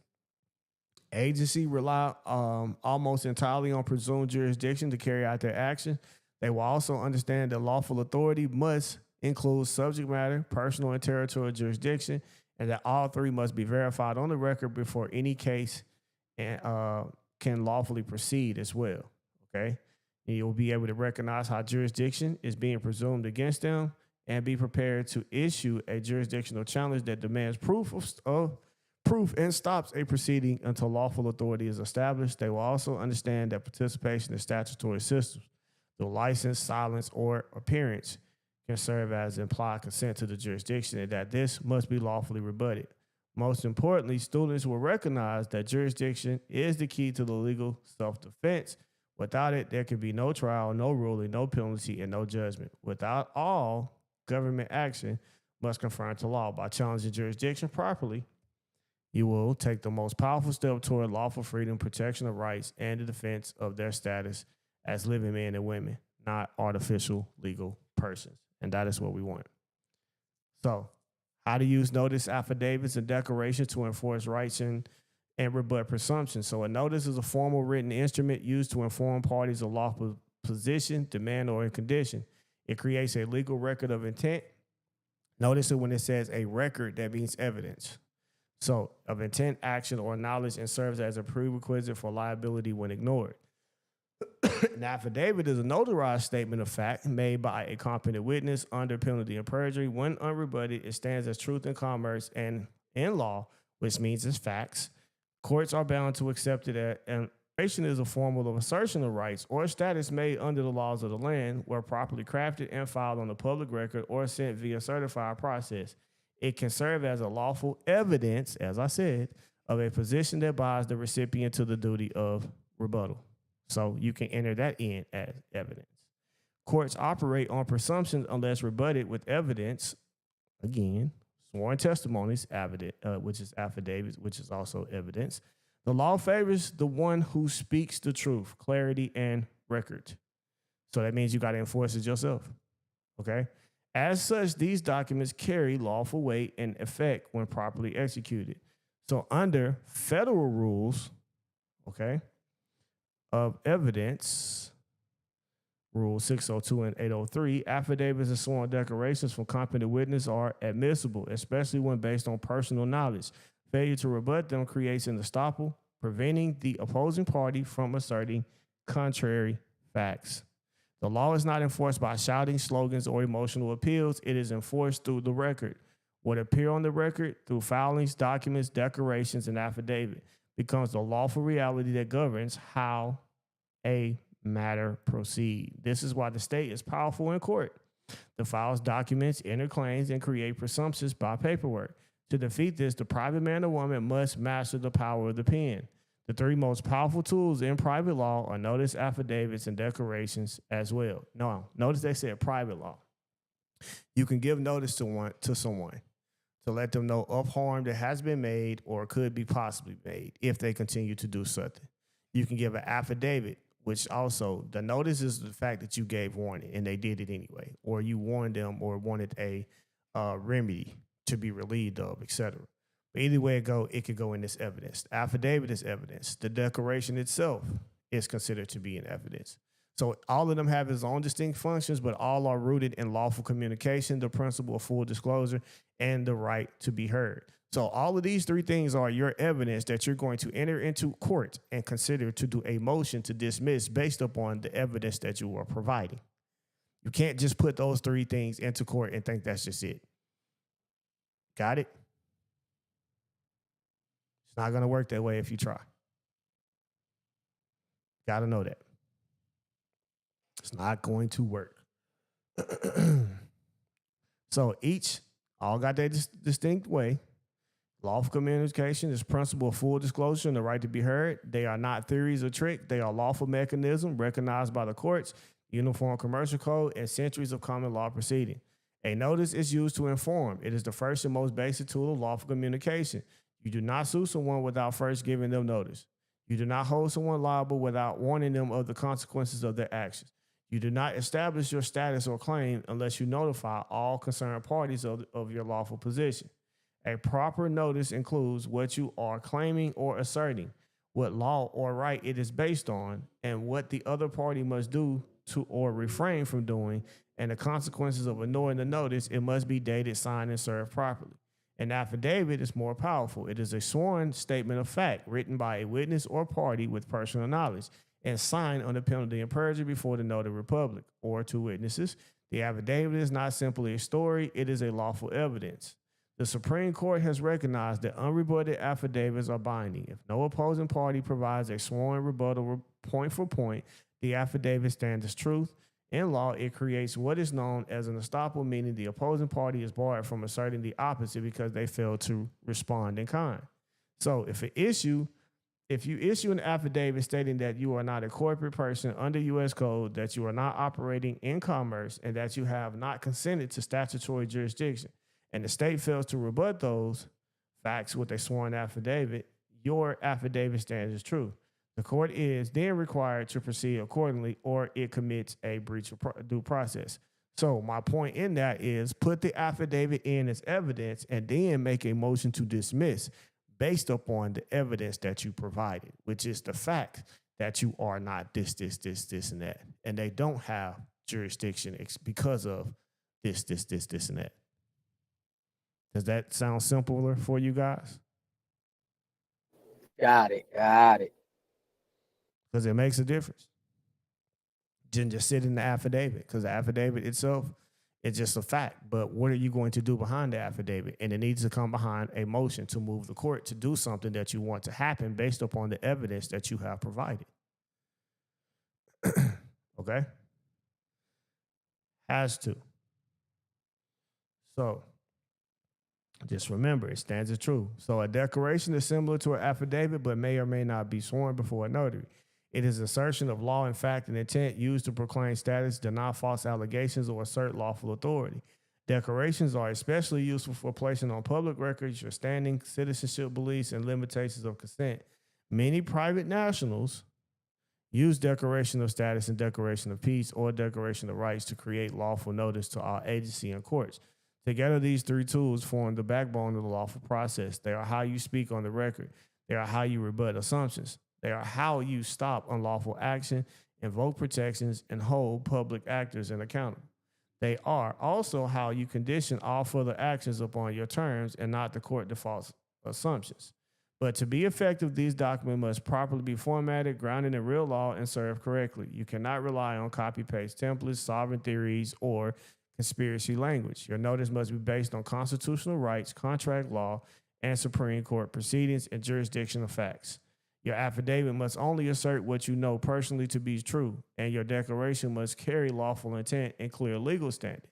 The law requires notice and opportunity to cure before penalties are imposed. If a court or agency acts without giving you notice, or if it receives your notice and proceeds anyway, it has violated due process. Likewise, if you provide lawful notice of rights, status, or facts, and the recipient fails to respond or rebut, then you may lawfully claim estoppel and assert the unrebutted record as binding.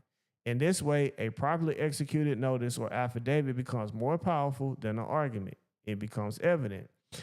All right, so remember, they keep telling you your affidavit is just evidence.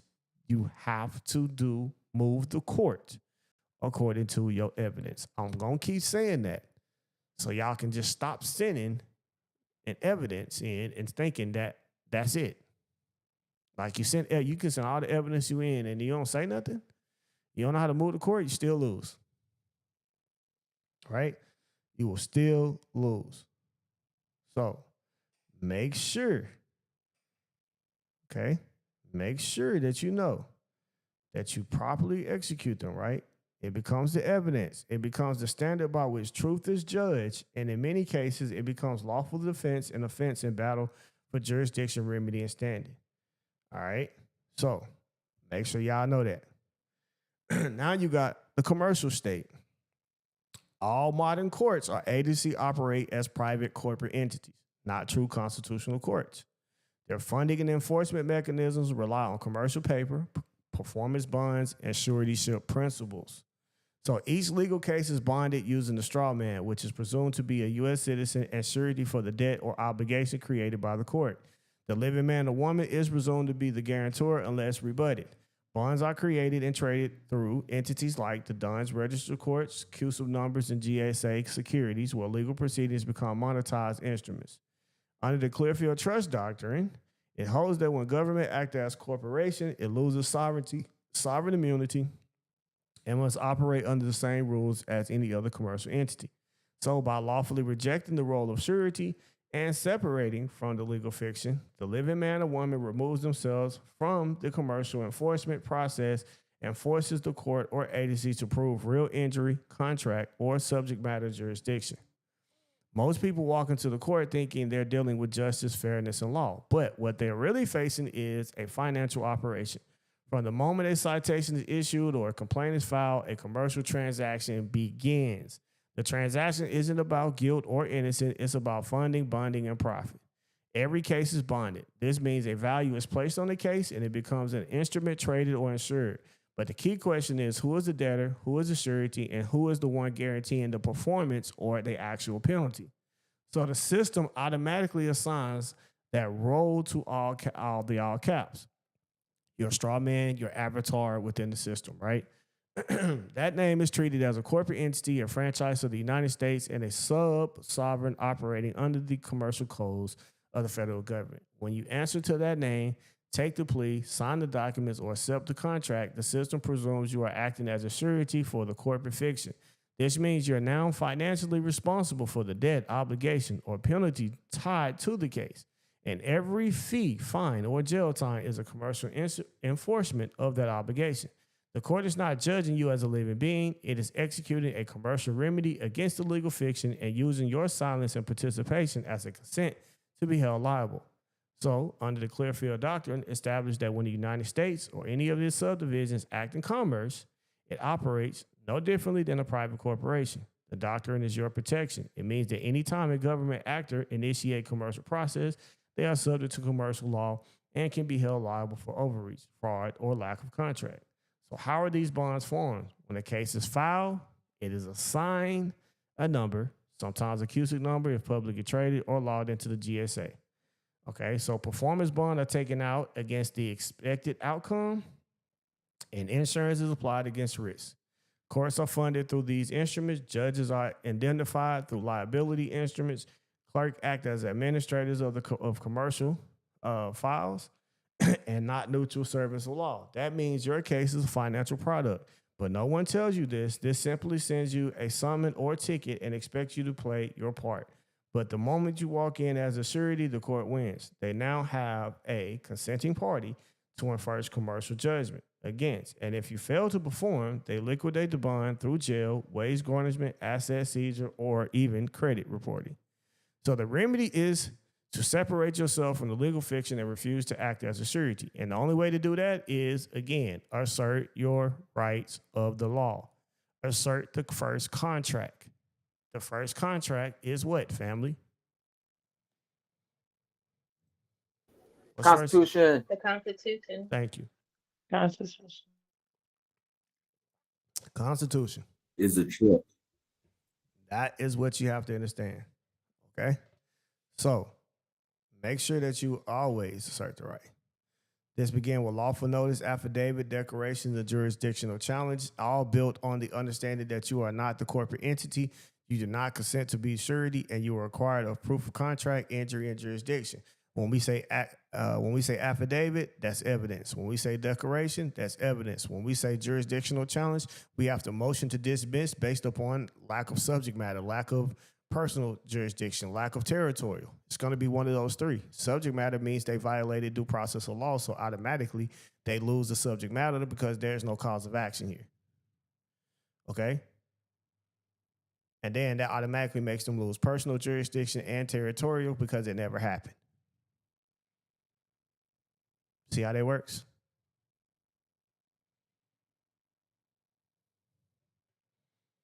So, because I know people just see notice affidavits and think that these are documents that can just stand on their own in court. It can't. It has to be followed with motions.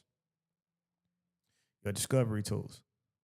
Okay? So now you can also demand the production of a bond, request the source of funding for the case, and require proof that the living man or woman is liable. See? And that means now you got to do it what? A motion of production. Most court will resist this because doing so expresses the commercial fraud.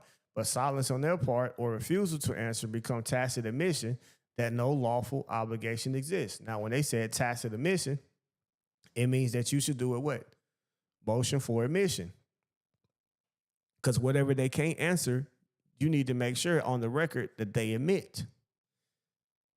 Okay? What they could not answer in your forms of affidavit to rebut. Or whatever was stated in the motion to dismiss. Got it? Got it. Got it. All right. So, understanding gives you the power to collapse the presumptions. You are not rejecting law. You are rejecting commercial enforcement under fraud and asserting your right to be governed by only real law, real contracts, and real accountability. You are also exposing that the system is profiting off your name, your energy, and your presumed compliance. Once you lawfully object, the system must prove its authority to stand. And they got to stand down because they can't. They can never prove that. Right? So return to the lawful authority. A private man or woman is not subject to statutes and codes or commercial rules unless there is voluntary contract or injury to another. Constitutional law and common law remain in effect for the protection of natural rights, not the regulation of private behavior. All right. Operated in the private means you are acting in your God-given capacity, not as an agent or a state or a corporate franchise. You do not consent to public jurisdiction unless you knowingly and voluntarily enter into it by contract, benefit, or signature.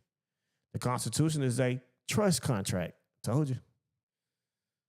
It's a trust indenture, binding government actors to strict limitations. The individual is a beneficiary of that trust and may enforce it against public servants who are your trustees when violations occur. Lawful remedy is always available through notice, affidavit, declaration, abatement, estoppel, and private arbitration. The public forum must yield to the private remedy when properly invoked. Courts that fail to honor private rights or require people to act in fiction, person, citizen, resident without disclosure are committing fraud and violating due process, especially when acting under corporate charters and not Article 3 authority. All right. So, are you operating in the public or private? Are you submitting to commercial regulations of statutory persons, or are you standing on unalienable rights of the living man or woman?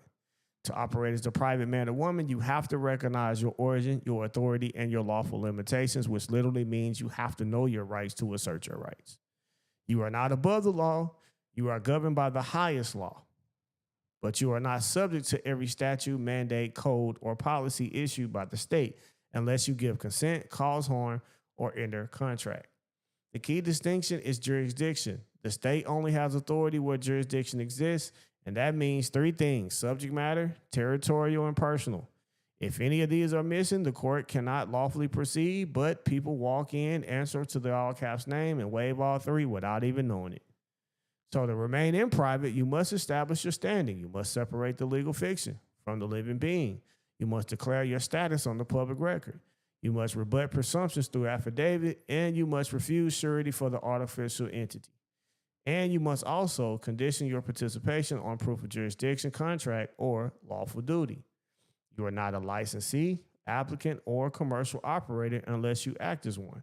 You are not obligated to report, file, pay, or perform unless you have knowingly waived rights and entered public trust jurisdiction. The burden is not on you to prove innocent. It is on the state to prove lawful authority. This does not mean anarchy. It means lawful order based on consent. That goes back to that right. Yes and no. The right to say yes and no. It means you offer remedy to those who claim harm, right? You answer truthfully to proper notice. You honor contracts you sign, but you do not submit to fraud, coercion, or corporate overreach marked as law. This is your true status. You are the beneficiary of the Constitution, the principal in all contracts, and the private owner of the property, labor, and life. The public system may request but never demand. It may offer but never impose unless you say yes. The final step of reclaiming lawful authority is to live by it. Got to live by it. You either about this or you ain't. Simple.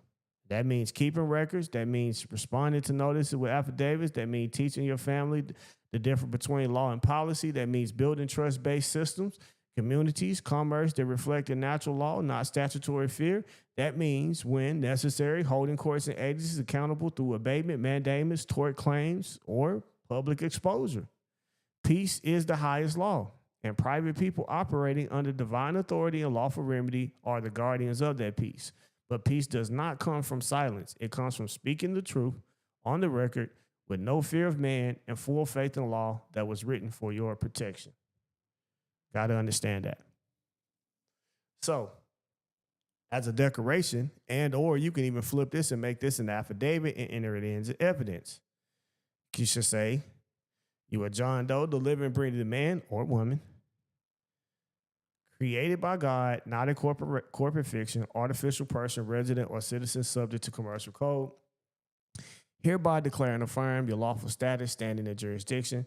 I do so upon first-hand knowledge, belief, and lawful right. I set forth this declaration publicly and permanently for the record to rebut all presumptions, establish clarity, and affirm capacity and truth. So you're a natural man, born of a woman, endowed by the Creator with inalienable rights. I'm not an entity, person, citizen, resident, subject, or franchise of any municipal corporation, state of whatever, United States, or semi-body politic. I do not consent to be identified with or as the corporate entity or any variation thereof.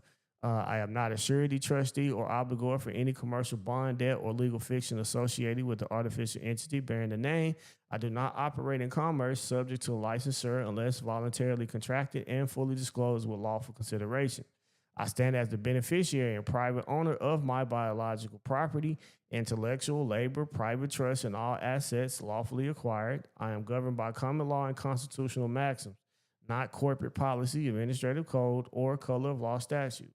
My standing is secured under the Declaration of Independence. You can say, if you operate on international law as well, the Constitution for the United States of America, 1787, and its Bill of Rights, the Universal Declaration of Human Rights, also as affirmed in the Law of Nations, and also under U.S. versus Curtis Wright, and the Clearfield Trust Company as well versus the United States. I do not grant jurisdiction to any foreign or de facto or corporate tribunal, court, or agency unless it proves subject matter, personal, and territorial jurisdiction on the record with full disclosure and verifiable proof. I do not consent to contract by silence, implied assumptions, presumed benefit, or failure to rebut a presumption. Any attempt to assert jurisdiction over me without proof of injury, lawful contract, or voluntary consent shall be treated as a trespass, fraud, or unlawful coercion. I hereby challenge all undisclosed or presumed contracts, including but not limited to Social Security enrollment as a federal benefit scheme, voter registration linking to municipal subject status, driver's license contract presumed to bind me to commercial statutes, and affirmation of any form of rights and whatever thing else you want to say, the right to contract or not contract with whom I choose. I retain the right to travel freely without being compelled to register private property, seeking permission to move or convert my private conveyance into a commercial vehicle, and you can literally put on the land to let them know you're speaking of the land. I retain the right to privacy, the right to bear arms, the right to due process, and the right to private property. I retain the right to redress grievance, to rebut all presumptions, and to hold all public officers accountable to their oath under the Constitution. So, demand lawful conduct. Any agent, officer, or entity claiming authority over me must identify themselves and their principal, all right, and their bonds, the state and the nature and source of their jurisdiction, provide proof of lawful contract, consent, or damage, acknowledge this declaration on the record, and failure to rebut this declaration with 21 days of receipt or service shall constitute agreement to all its contents and waiver of any conflict and presumptions. So again, notice the principles, notice the agent. Notice the agents, notice the principle. So my whole point of me saying this is evidence now. This can be entered as evidence along with an affidavit as well, and you can do a motion for production, but also a motion to dismiss if failed to produce. We done. It's that simple.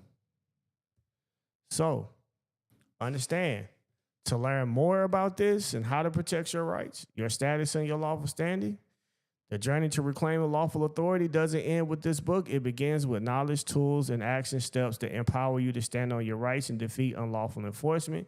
If you are ready to take full control of your legal battles and hold court agencies and corporations accountable step by step with lawful power and confidence, then these classes, as we have done, Mastering Lawsuits and Defend and Conquer. Mastering Lawsuits, we showed you how to build a lawsuit from the ground up using real law and case proceedings, how to assert jurisdiction. We showed you how to identify constitutional violations and demand remedy, how to navigate procedure, motions, and discovery in both civil and equity courts, and how to enforce your contracts, property rights, and private status through lawful actions. You got to know this. In Defend and Conquer, we showed you how to stop unlawful court actions, traffic citations, code enforcements, and more, and respond with powerful motions, notice affidavits, and declarations. We showed you how to use your paperwork to collapse jurisdiction, expose fraud, and reclaim peace. You got to fight back without fear, family, and win by law and not by chance. And if you're looking for any one of those classes, go to InGodWeTrustAcademy.com. Again, in God we trust academy.com. We actually just had 3 of those classes on sale for $100 the other day, about a week ago. But that is the end of my presentation, family. No, it was a little long-winded tonight, but it was That was good though. It was necessary. That was great. Dope. Very That was great. dope. It was necessary. And I didn't even know if the beginning of how we started was going to intertwine with what we spoke on and all, but I guess it all goes together, huh? Matched perfectly. It matched perfectly, man. That was perfect. It all goes together. Amen. So we got some hands up. We'll answer a few questions for you guys. See what you guys got going on.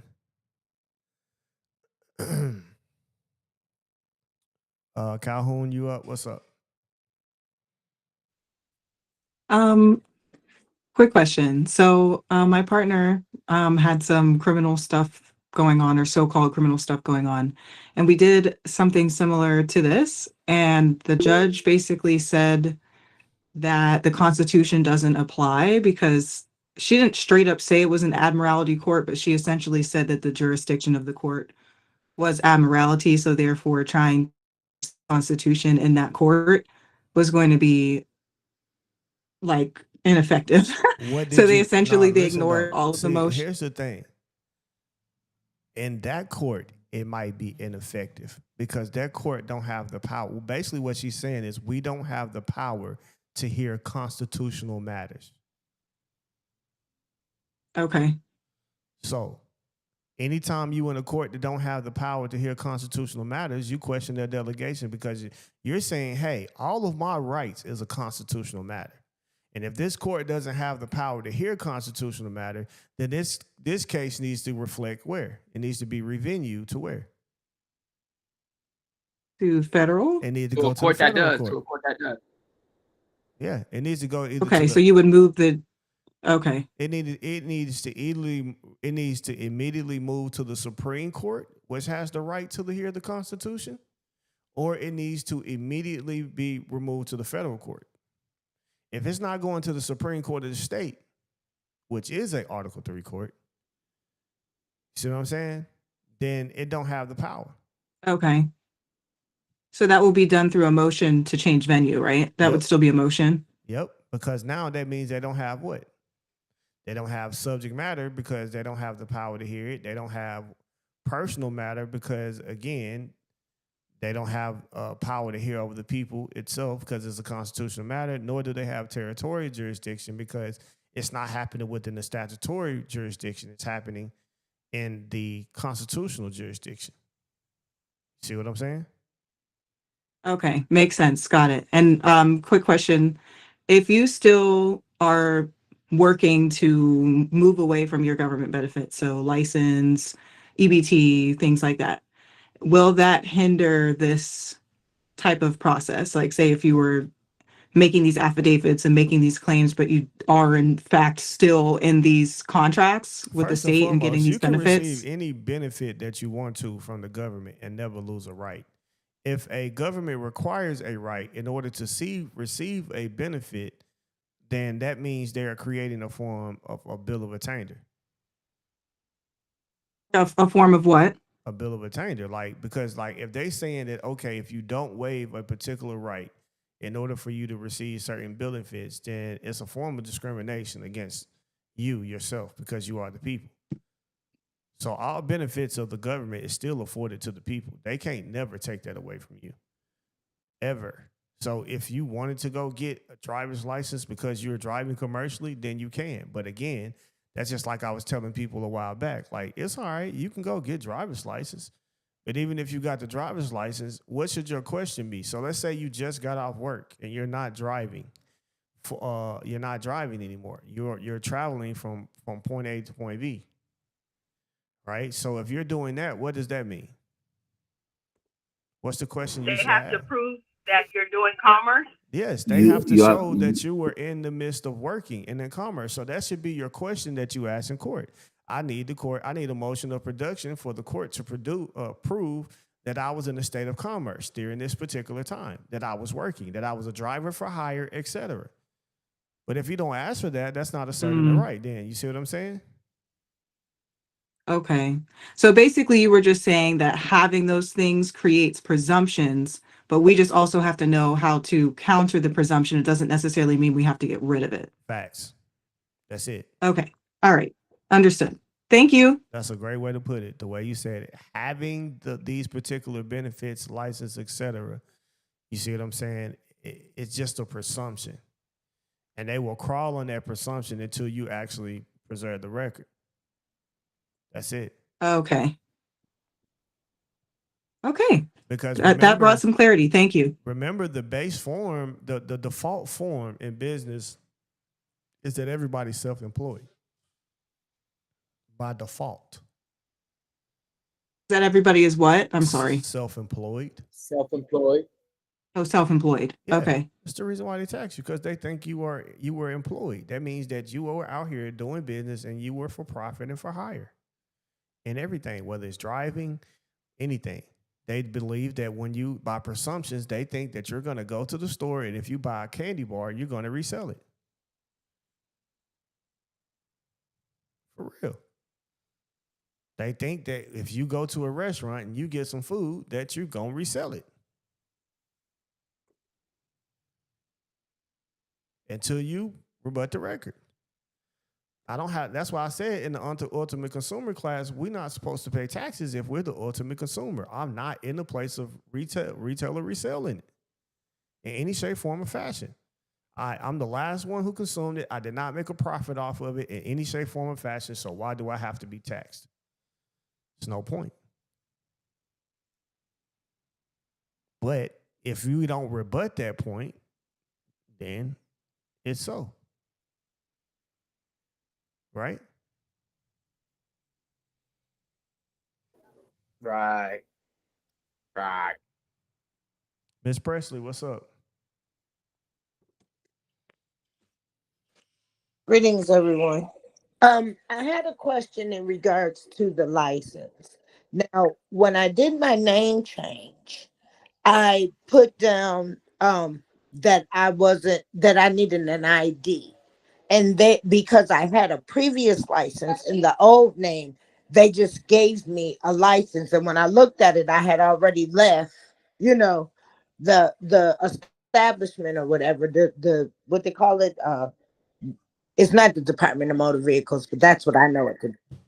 So how am I to go back and have have them give me an ID in my Bay name and put my previous name back for the license, or can I do that? All right, look, because your situation is a little different, but I'm going to answer this question because there's people with situations like this. So just know your situation is different.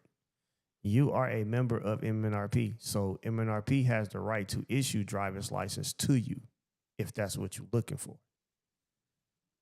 But so let me finish. them to the Let me finish. Ooh.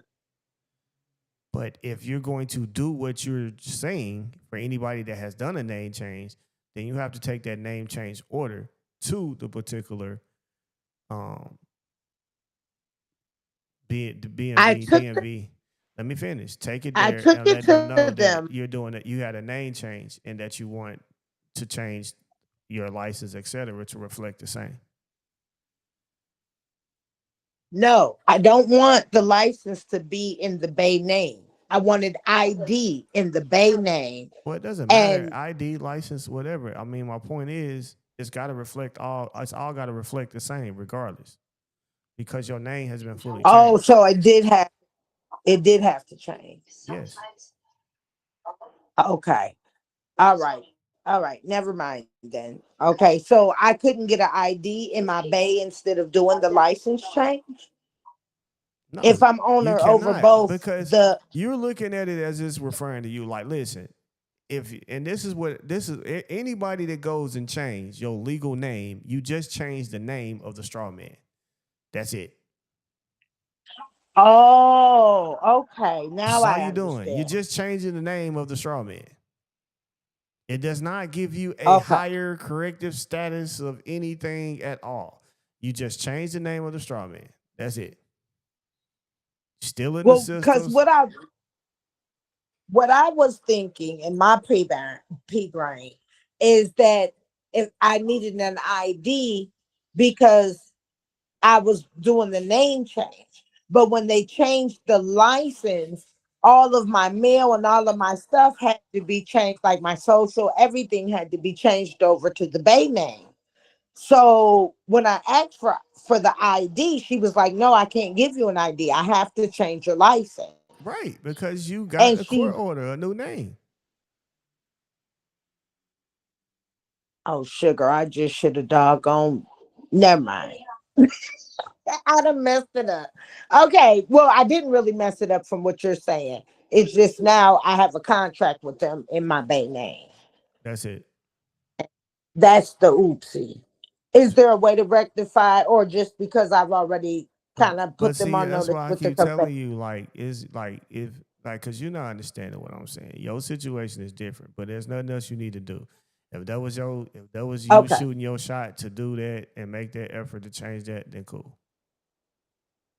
Okay, but basically, I just do what I am today and don't worry about the rest of it at that point until I rectify all of the other contracts and stuff. That's it. Correct? That's it. With putting them on notice that It ain't I'm no nothing you. longer. It's nothing you need to do. Nothing. You already did it. Okay. Okay. All right. Thanks. All right. All right, guys. We've been on here almost 3 hours. Been kicking it with y'all for a minute today. So if y'all had to rate this actual class today, what would you rate it? Infinity. Infinity. Infinity. As always, priceless, man. Priceless information for sure. Beautiful, beautiful, beautiful. Very informative. Well, I just it's to uplift us and show us that it's more to it than just putting some papers Great. together, and make sure that we do everything that we're supposed to do, and make sure that we are in line with what we're supposed to do. All right. Before y'all get out of here, man, don't forget about the class this Saturday. Friday is the last day to register. It's $50 donation for the declaration of trust. So if you're interested into a trust, knowing how to literally put a judgment-proof trust together, if you already got one and you want to know more about it and do you got the right one, whatever, come in here and see. And you might want to make some changes to make sure yours is fully judgment-proof and protecting your assets, etc. Learn how to do conveyances, learn what the conveyances are, how to exercise and use those things as well when you are dealing with courts and stuff like that. It all matters. So again, it's $50. This is one of the lowest classes I've done. Or that's something, like I said, I can't even say that because we just did this for free and spent 3 hours in here. Literally giving it to you. So just know, that's why I said whether it's $50 for a class, whether it's free, whatever, all my efforts go in the same. Ain't no gatekeeping here. You get to see what it is and what it ain't. That's the best I can do for you guys. But this decoration is gonna be lit. It's gonna be nice. Very great ebook that was put together for this and for you to continue to pass on. Everything that I'm giving y'all is assets that you can pass on to your children, your children's children. You can pass this on to 6, 7, 8 generations. That's what I'm giving you, right? So value it. Literally. Value it yourself. Value it. That's a real thing. I'm gonna be a little late, but I'm gonna be there. All right. And also, Hey, don't forget June the 20th, we'll be in Washington for the People's Private Bank. We're going to show you how to turn your goods and services into a currency and how to build your own private wealth system, how to operate your private bank to stay tax exempt, et cetera, and things of that nature. And just how to move, right? How you should already be moving. So if there's something you want to learn, again, this is a great class. We will be in Seattle, Washington. You can come in person. If you're interested in that, go to In God We Trust Academy, log in, People's Private Bank. It's $250 in person, $200 for the live stream. And man, come enjoy it. In God We Trust Academy.com. Also, the next place we will be going is we'll be in Houston. So Houston won the vote. I know a lot of y'all voted. Houston did win. So it was a lot of people that voted. A lot of people voted for Destin, Florida, but you know, I just put it like this. I'm gonna be in Destin, Florida, regardless in July as well. So if anybody around that way, just holler at me. But for the most part, we will be in Houston for the next conference in July. So start preparing yourself. If you know you can't make it in person to June, but you want to make it in person in July in Houston, you'll be able to meet us there. And the class that we're going to be doing, let's see if I got it up. No, I don't got it up. Okay, we're going to be teaching you guys how to basically the hidden ledger and how to leverage your deposits with the bank, because every time you leverage it, they times it 10, they can create money off of it, etc. Right? They do this in a continuous cycle, and you actually have a right to that interest to your property, but you have to assert that right. And one of the best way to do it is to operate through trust on non-interest bearing accounts and things like that. And hey, you can continue to make money while they use your money all day long. All day long. Well, that's it for us, guys. Appreciate y'all, man. Y'all have a great and wonderful night. And again, it's always a pleasure to do this with you guys. Good night, man. Blessings, man. Thank you, man. Thank you. Gratitude, Eric. Appreciate you. Eric, good night.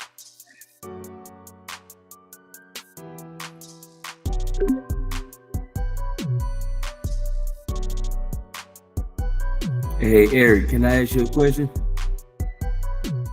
What's up, Mr. Brooks? How you doing this afternoon, man?